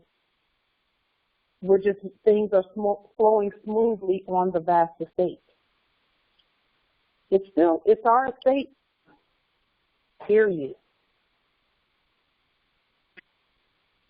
Are there any other, hopefully that helped, Justice Apollo, did that assist with the language, you know? Yeah. I kind of just wanted to know a little bit how Yep. Okay. I'm not prepared to pull up the actual emails, unless you just give me a minute. I can pull them up. Oh no, you don't have to unless you want to. You don't have to unless you want to. Just by you going over it briefly, I can piece it together with that. I know it's in one of the videos you did weeks ago, so I can just go find it. Let's see.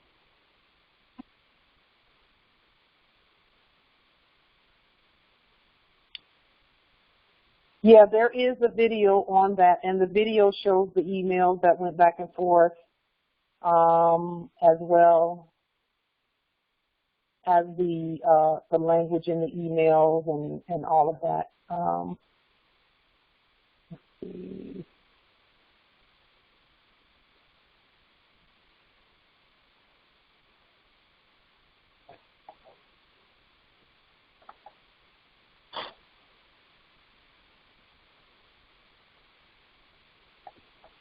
Yeah. Yeah, it would take me a minute or two to pull that up, and so if you go back and look at the Case Closed video, that's the name of the video, Case Closed. And in fact, I think I'm going to go ahead and put that in the chat also, because for anyone else who may want to look at that video, it's a good video, and you can see the actual emails and the results of that demonstration. You can see what we said to one another in the court action. and everything, because we put it right there on the screen. As we do with our demonstrations, we put our demonstrations right out there so you can see what happened, how it happened, and all of that. And we don't hide the identities of the corporations that are doing what they're doing.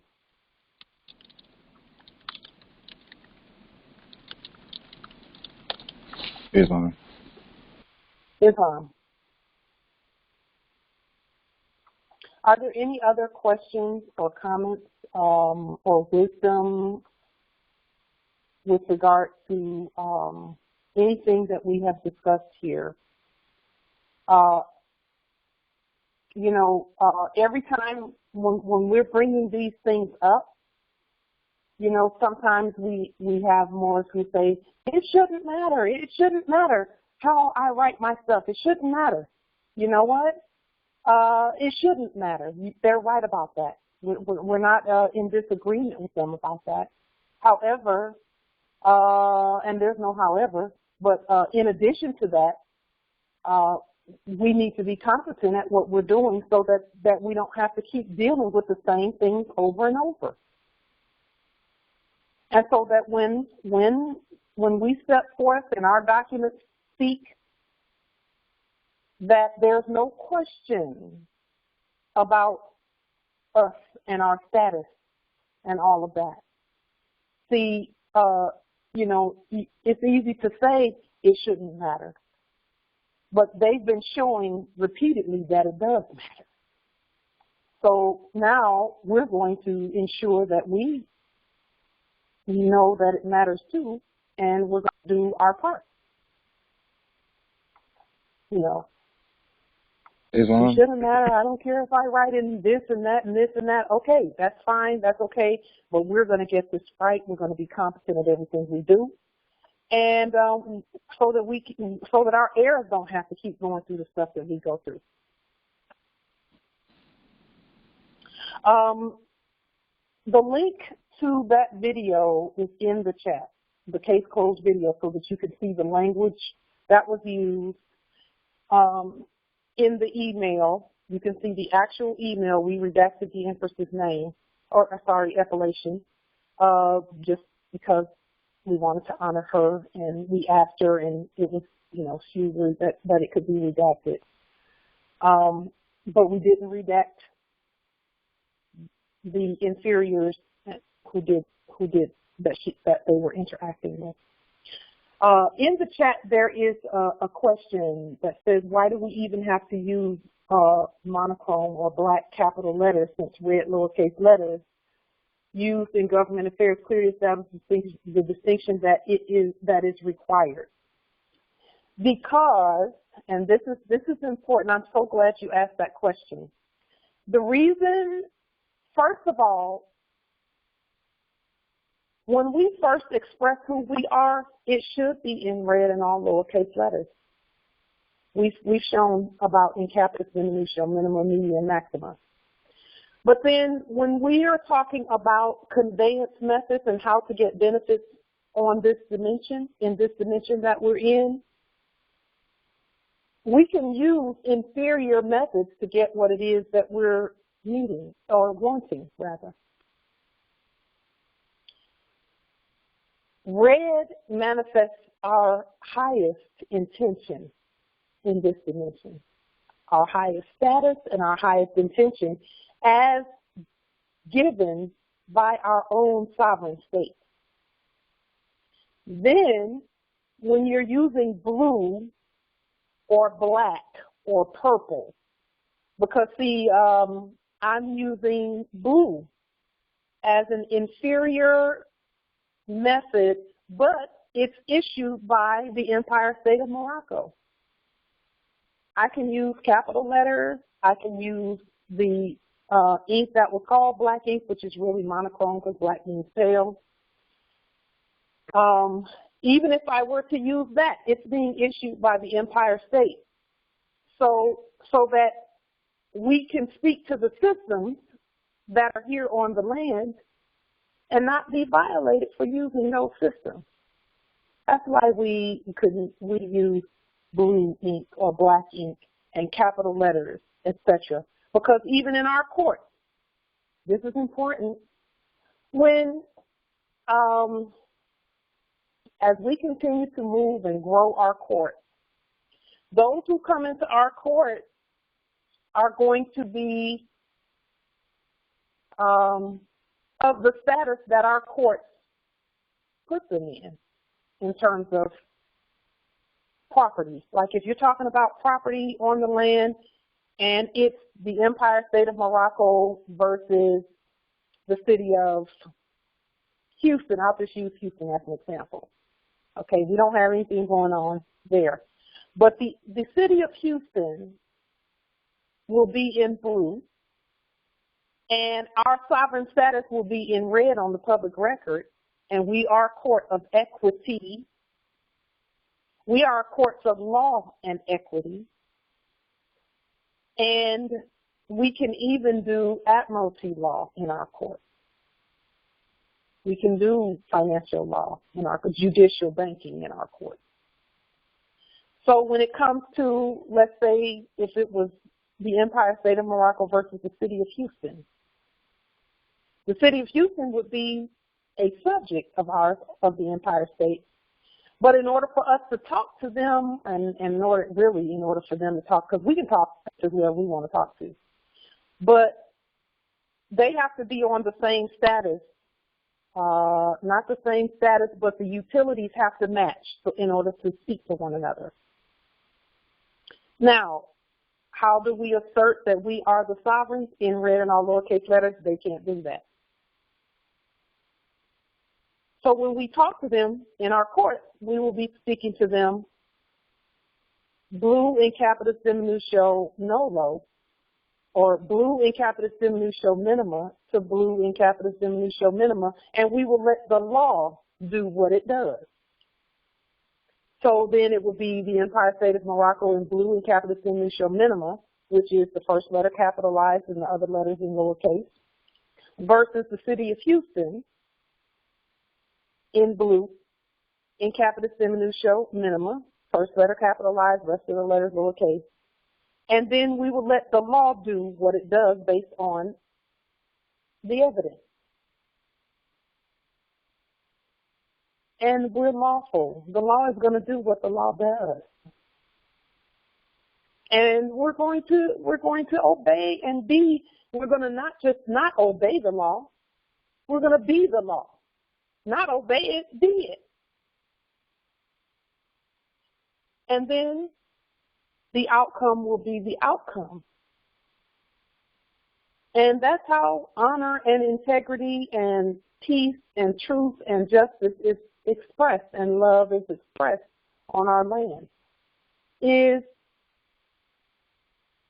the formula that all things being equal, what does the law say? All things being equal, what does the law say? And when I say all things being equal, I'm talking about conveyance methods. I'm not talking about status. I'm talking about conveyance methods. Because the Empire State of Morocco will do commerce. That's admiralty law. So that will be blue. When we're doing things on the land, it'll be red. And we can use in capitis diminutio minima, media, and maxima, if we so choose. So we just have to decide among us what is our objective, what is our goal, what are we doing, what are we doing here, what are we trying to do in this particular instance. You know, if it's commerce that we're trying to do, then let's express ourselves commercially and then do that at law and be the law in commerce. Be the law at commerce. And then even if we are manifesting at those levels where black ink in capital letters is being used, the law still comes with us because we are the law. And that way those who have been even using those utilities, The creditor utility can speak to the debtor utility, right? We will meet that utility right where it is. And then we will put our credit there. We'll put our status there because our monochrome ink is issued by the Empire State of Morocco.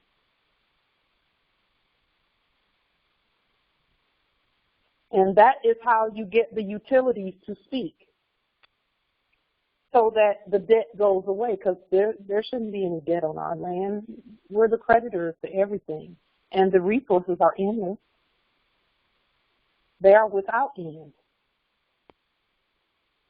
So our job now is going to be to move forth as the creditors on all levels, with our sovereign status leading the way. In other words, before we go anywhere or do anything, we're sending those in red and all lowercase letters first.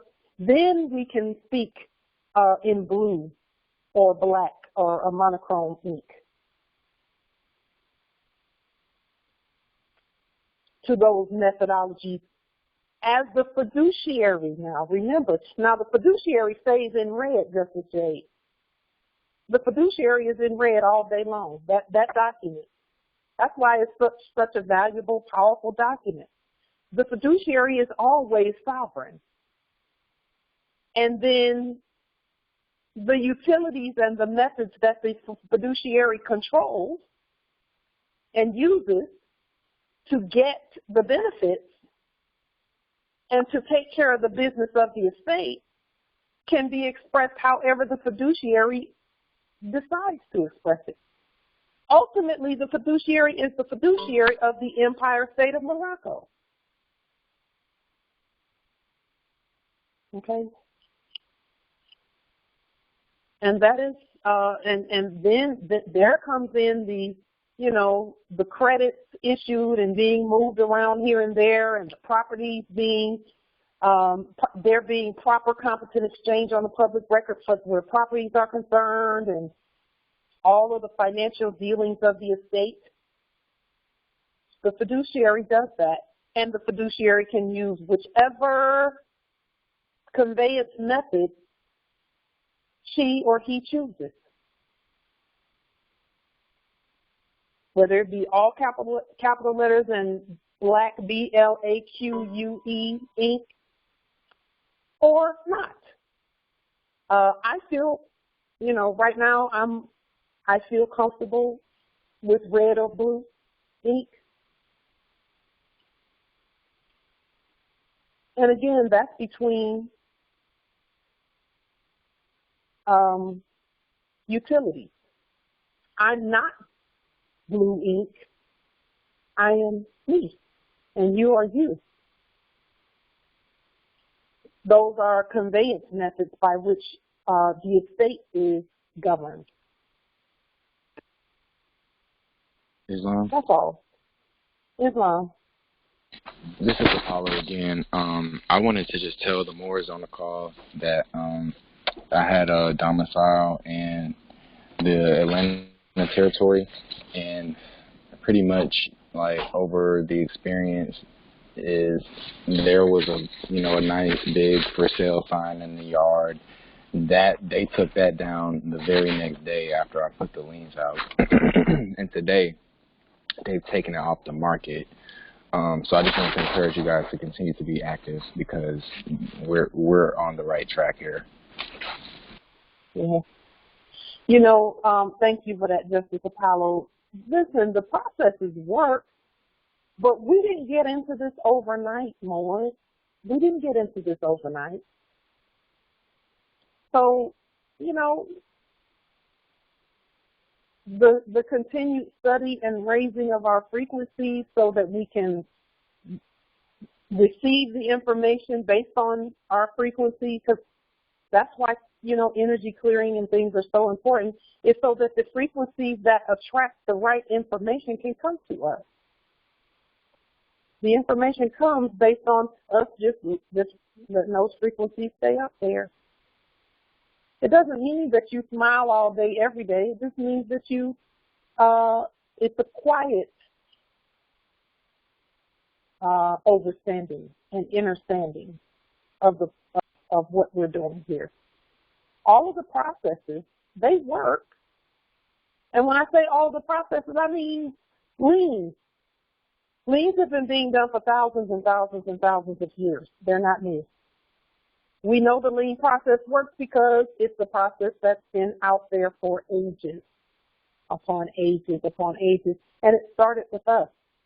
So our job is to bring that process into the Empire State and use the state to put those forth. We know they work, but we just have to know, okay, let's look. What is the Universal Commercial Code 1, Article 9? What is that about? Well, that's foreclosures and secured transactions and any other transactions that you want to do with regard to the property that you've liened, you would use an Article 9. A Universal Commercial Code 1, Article 9. You know, things like that. We know those work. It's just how does our state express that? Our state speaks by affidavit, because it's through our affidavits that our true intentions are put forth. No form with black ink and capital letters can express our true intention.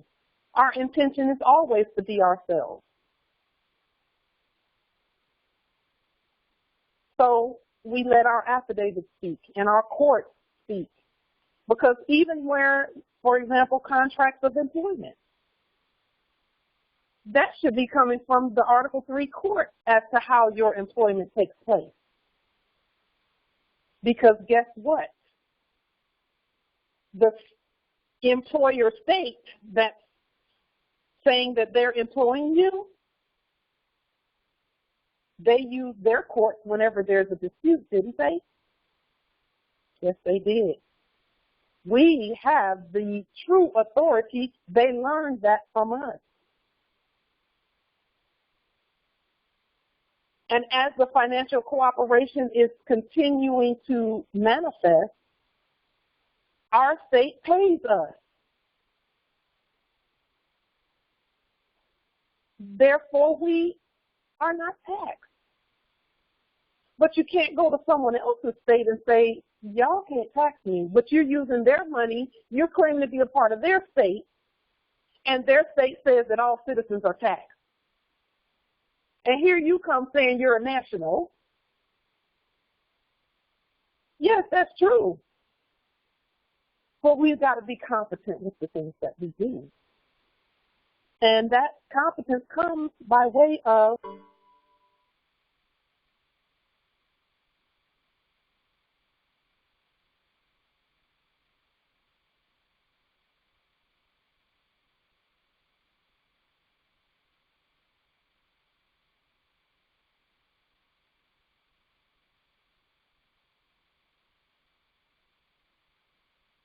Islam. I think she got kicked out.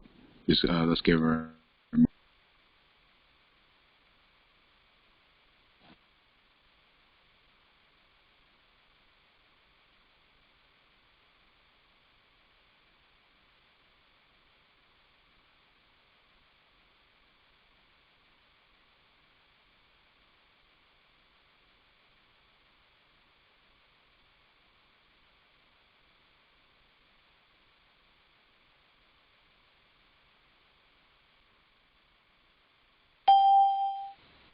okay. So, you know, our state is the venue and the conveyance method by which benefits and credit and our status is conveyed. No one honors your status more than your own state. Okay? No one will honor your status more than your own state, even though all others are bound to do so. They're bound by law to honor it. But that is when we're in our proper status and that we've unified and that we are speaking with one voice. Are there any other questions or comments? Thank you, Justice Apollo.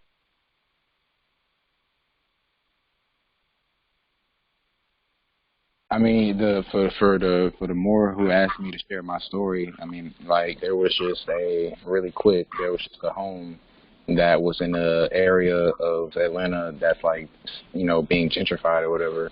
And I looked up all the information for the real estate company and the clerk, you know what I'm saying? And I, you know, put the liens out.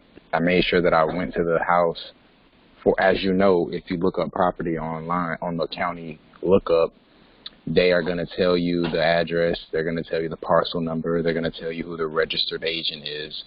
And I pulled all that information together, went to the address for the alleged owners, right, and put a lien on that house and put a lien on them. You see what I'm saying? I leaned as much as I could lean. And, you know, they took the for sale sign down. They made like a small upgrade to the driveway.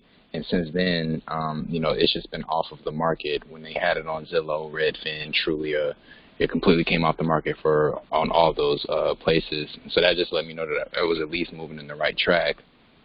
Now, I do need to put the policy enforcers, I need to further put them on notice and further lien them. And there should be a flag put up at that domicile.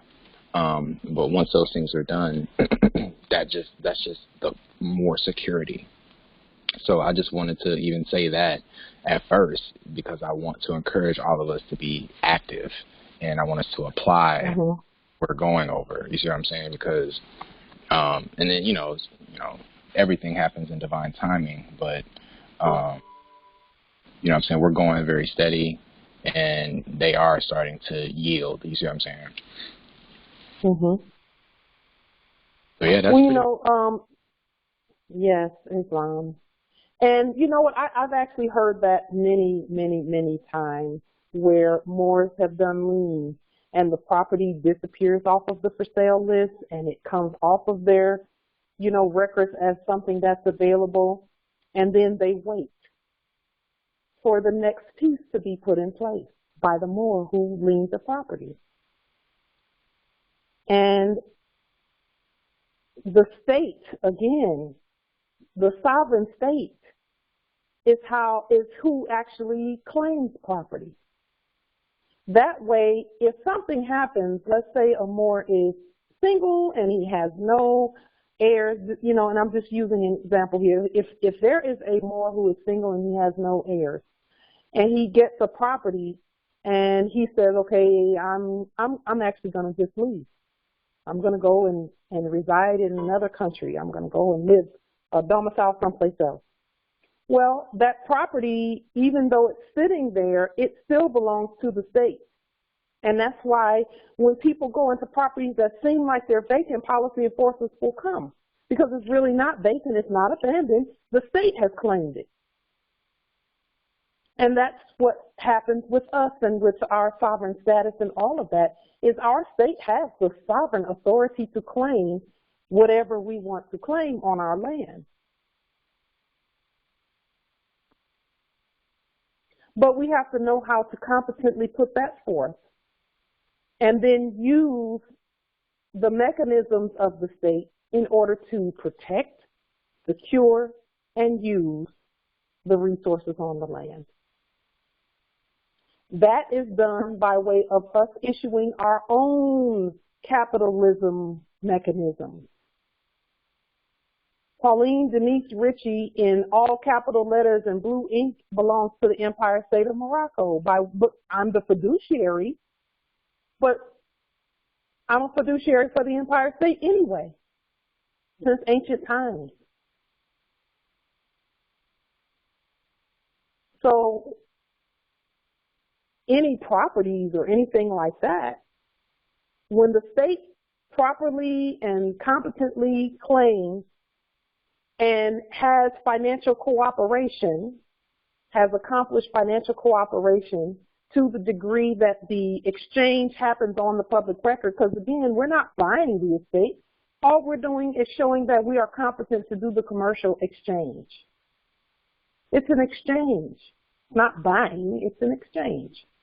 And that exchange does have to happen, because we told everybody else that it has to happen for them too.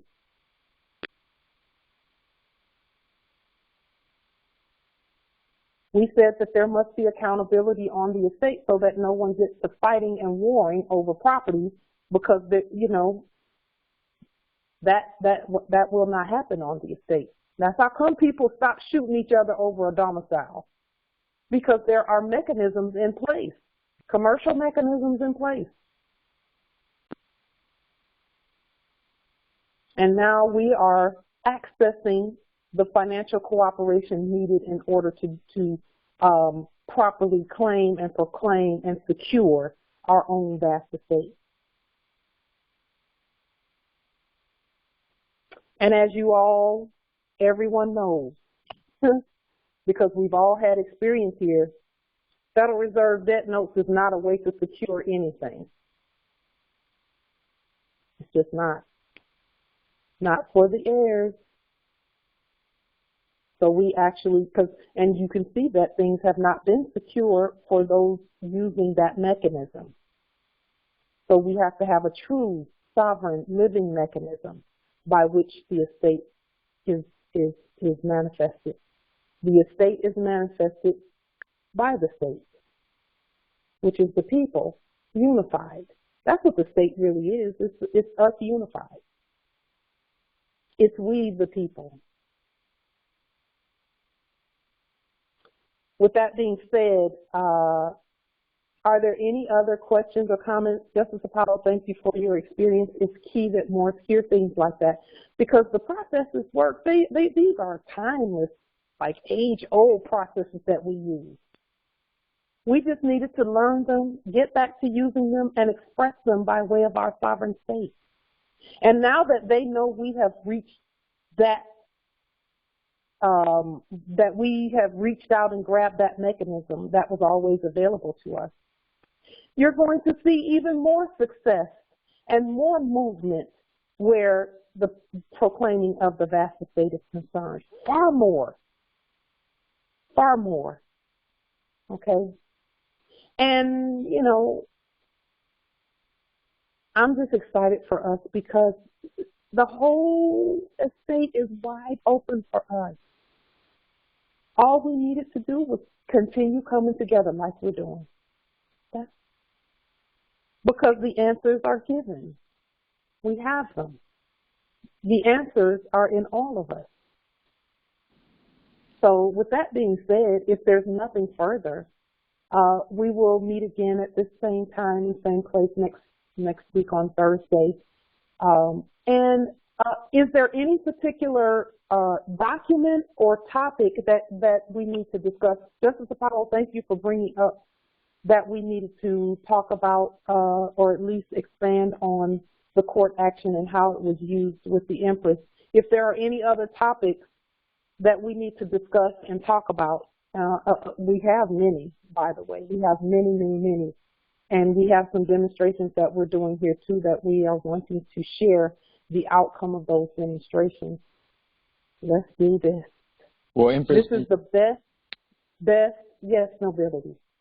Like, super quick, do you want to tell them about the demonstration that you did to get inside of the Capitol building in your territory, where you went inside and you didn't have a mask on and you were just taking pictures everywhere? You know what I'm saying?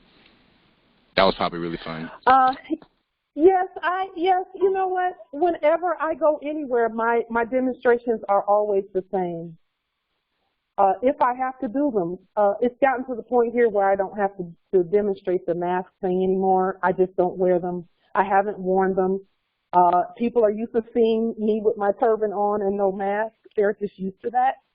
Because even when the mask thing first started, we put out a video saying that that's not what our state is doing. And so when we went to the Capitol, we just went there to how do I say this? To command acceptance of the delirium and our commands and to place them on notice. And we accomplished that goal. But even when we went in, there was someone there sitting at a table. And when we go to those places, we don't disrespect anybody, but we do state for the record that it is against our state mandate to do that. And I know in the past we've had people to say, well, we're in the state of Washington. Not while I'm standing here, you're not. You're at ancient Morocco, because that is within us. Exactly. I like that. It is. It's not our state mandate to do that. Well, that's one thing. It is not our state mandate. And sometimes I would say it's against our religion to do that. And that one always works with the Christian community that's on our land. You know, that always works with them because they already know when they see the turban coming that, you know, things are back to the way they should be. You know, and so, you know, we're never going to wear masks unless we are out cutting the grass and we don't want grass in our nose, you know, things like that. But we're not doing anything that's going to give the assumption that anyone has jurisdiction over us, because that's against our religion to give anyone jurisdiction over our bodies. These are sovereign bodies that we all have, and we chose to manifest in these temples, and no one can tell these temples, you know, how to breathe the air that we created. You know, so it's against our religion. It's against our state mandate. Our state doesn't require that. I know one time I was doing a demonstration where I had my Moorish military uniform on. And I went into somewhere, I don't know if it was a grocery store or the post office or somewhere, and someone asked me, they looked at me really crazy because they were thinking military people should be the first one with a mask on. But when they saw our flag, they knew that this is not that. It's not a corporate military. This is the living military. And they said, well, do you all have masks? I said, no, we've not been issued masks. That's not a part of our uniform. They were like, what? No, it's not. And when I was in my sleep, most of you know that I was in the military in the 90s, 92, 93, 94, around that time period. I was in the Air Force, in the United States Air Force. And even like if something like that had happened, if we go anywhere when I was in that military, if you didn't have your hat on when you went outside, people could look at your name and your badges, and they would say she's in this unit, you know, or they could find out, you know, if you did. I didn't do that. I actually got a good conduct medal while I was in there, because I was doing what I was supposed to be doing, and as much as I need to do it. But if you didn't have your hat on or something, you were out of uniform in some way, they would pick up the phone and call your commander and say, I saw Private so-and-so or Airman so-and-so, and they didn't have their hat on out there. You need to talk to them about that. And your commander would call you in and say, we heard that you were out at the grocery store and you were outside without your hat on. What happened? A citizen complained. But see, when I was in my Moroccan American uniform, there's no one they can call. They would actually, you know, if they asked to speak to my commander, I would actually have to give them my phone number, you know, because we're self-governing. But as it turns out, you know, they had no problem with me saying we hadn't been issued those. They hadn't issued any masks to us, so we don't wear them. Or we would be out of uniform if we wore a mask and it wasn't issued by our government. And those who've been in the military know what that language is about. If it's not quote unquote government issued, then you shouldn't have it on. You know. So the demonstrations, even at the Capitol, there was a gentleman sitting there at the front, you know, at a table, I didn't disrespect him, but I was not going to wear any mask or anything like that, you know, because that building, they're actually occupying our building. That's ours. You know, the building belongs to the ancient empire state of Morocco. So without being rude or anything like that, just standing on our square wherever we go. Wherever we go and quoting the law and letting them know, hey, you know, the law is what it is. And around in this territory, we're not even questioning about a mask. And most of the time when we go places, we're the only one without a mask. But we're putting things in place everywhere we go so that at some point, the people, yes, Justice Amos, he put in the chat, they were actually glad to see us, yes. When I go places without a mask, like I went to the post office about a week ago, and I didn't have my mask on, there was another Moor in there, and I don't think he knew he was a Moor. But when he saw me, he just smiled and he had to speak and say hello because I wasn't wearing a mask. I was the only one not wearing one, you know. And what we're doing, this is what we're doing. We are putting forth the documents so that the people will know they have an option.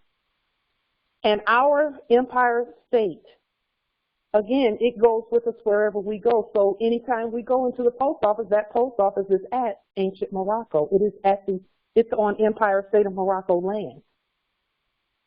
And so the more we put forth our sovereign state as being the reason why we don't wear the mask, then they will know that we're not just being rebels. In fact, we're following the law far more closely.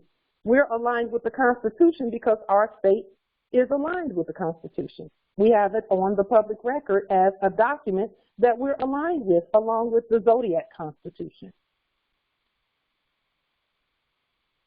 So when those that are that think that they're citizens in the United States Corporation Company, when they're wearing masks and things and they don't really want to wear one, they would need to they need to use their sovereign status. Okay, the ones that are the nationals, use that. The ones that are the citizens, use your citizen status as Moorish subjects ipso jure to not wear a mask. But we have work to do there because we have to put those places on notice. We have to put those places on notice. We have to. Empress Shatali, did you have something? I see you have your electronic hand. Greetings, everybody. Speak up just a little bit, Empress. It sounds like you're far away. Speak up just a little bit. I gotta take these earphones off. It's great to hear your voice, by the way, Empress. Islam.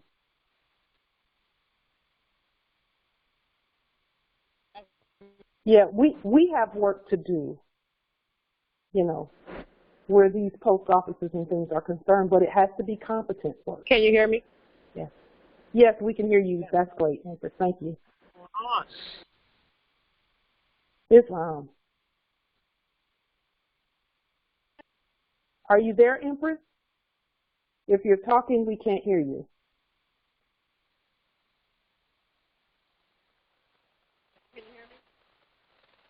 Yes, yes, it's a little bit vague, but we can hear you.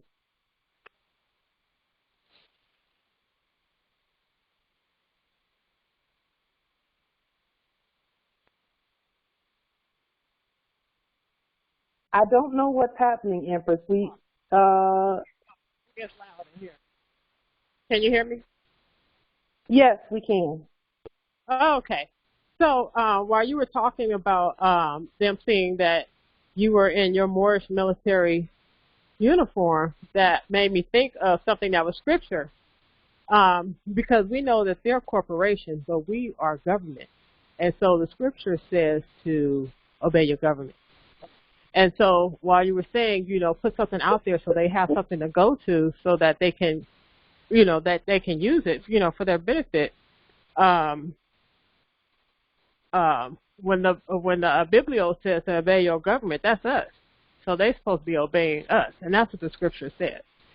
And I'm thinking about that too because I've been coming across YouTube videos where there are pastors who are Albion who are learning how to go to our sovereign court and go to the highest court of the kingdom. And and so I was just thinking that I think they're ready to. Some of them, when you bring it to their attention that hey, we're the government. You little Christians, you're supposed to be obeying us, And I think that'll give them pause because we're starting to be visible, and they know that they know we government, but by them being a Christian, as they say, they're supposed to be obedient, and so I think there'll be a time where while we're doing our court actions, that we can utilize that so that they know, this is what you got to do, But I yield. I just wanted to put that out there. Well, Empress, some people may take that the wrong way, but I'm going to clarify that because you're absolutely correct. If you look on the screen more, there is a scripture in the bibliotext. It is Jeremiah, the 38th chapter, verse 12, where Moors are concerned. It says, and Ebed-Melech, the black Moor, said unto Jeremiah, put now these old rotten rags and worn under thine armholes between the cords, and Jeremiah did so. So even in their bibliotext, their prophets did what the Moors commanded them to do. This is in all of the bibliotext. Yes, the Moors are in the Bible giving commands. So this is nothing new. It's not new. What we're doing and what the Empress was saying about us being in our proper status and all of that that's key. That's key. And there's a way to do that. That's competent. Again, some Moors, now I'll say this about the Moors who say, it shouldn't matter how I write, I'm a Moor and they know I'm a Moor and this and that. In the spirit realm, you're absolutely correct. We don't have any problem with that. You're absolutely correct in the spirit realm. Let's let the spirit realm manifest in this realm and make it so that it shouldn't matter. Right now, we're putting it forth that we're competent to do what needs to be done so that it doesn't matter. Again, when issued by the sovereign state, it does not matter whether you write it in black or blue or red or green. You're still yourself because your state is speaking. The creditor state is speaking. Okay? And you can use those conveyance methods however you choose to use them. The foundation of your use of them should be competent. And that's what statehood is all about. That's what statehood is all about. That's why we felt it so important to put those principles on the public record, stating that we're competent at the principles of statehood. And that way, and then prove that we're competent at the principles of statehood by having our own money and having our own language and having our own national expression and expressing conveyance methods properly. And being in fiduciary status in order to use the conveyance method because that is the law of nations. That is what nations do. That's what states do. That's what government does, And so we want to always be sure that, you know, we're looking at the precepts and principles that our ancestors put out there for us to see and to use in order to access the vast estate and then use it. But even in the bibliotext, and I'll say this about the bibliotext, it is a trust document. It's a trust document. Make no mistake about that. We wrote it first, as usual, and then we gave it to them, and then they did their version of it. Okay, but one thing they did not take out is the fact that the Moors can even tell their prophets what to do, and they hold their prophets in the highest esteem. Okay. So with that being said, again, we're not disrespecting any of our creations. We're not disrespecting anyone. We're going to be respectful because that's what we command from others as well. And so we're going to give that same respect and stay in our proper status, you know, and never, ever, ever go back to idol gods. Never go back to idol gods. With that being said, if there be no other questions or comments or wisdom or testaments, we will meet again next week. Peace and grand rising to the sovereign, original, indigenous, natural, divine heir. Islam. Grand rising. Peace and grand rising. Peace and grand rising. Peace and grand rising. Peace and grand rising, Morris. Peace and grand rising. Peace and grand rising. Virginia territory. Islam. Islam, Virginia territory. We're glad you're here. Islam.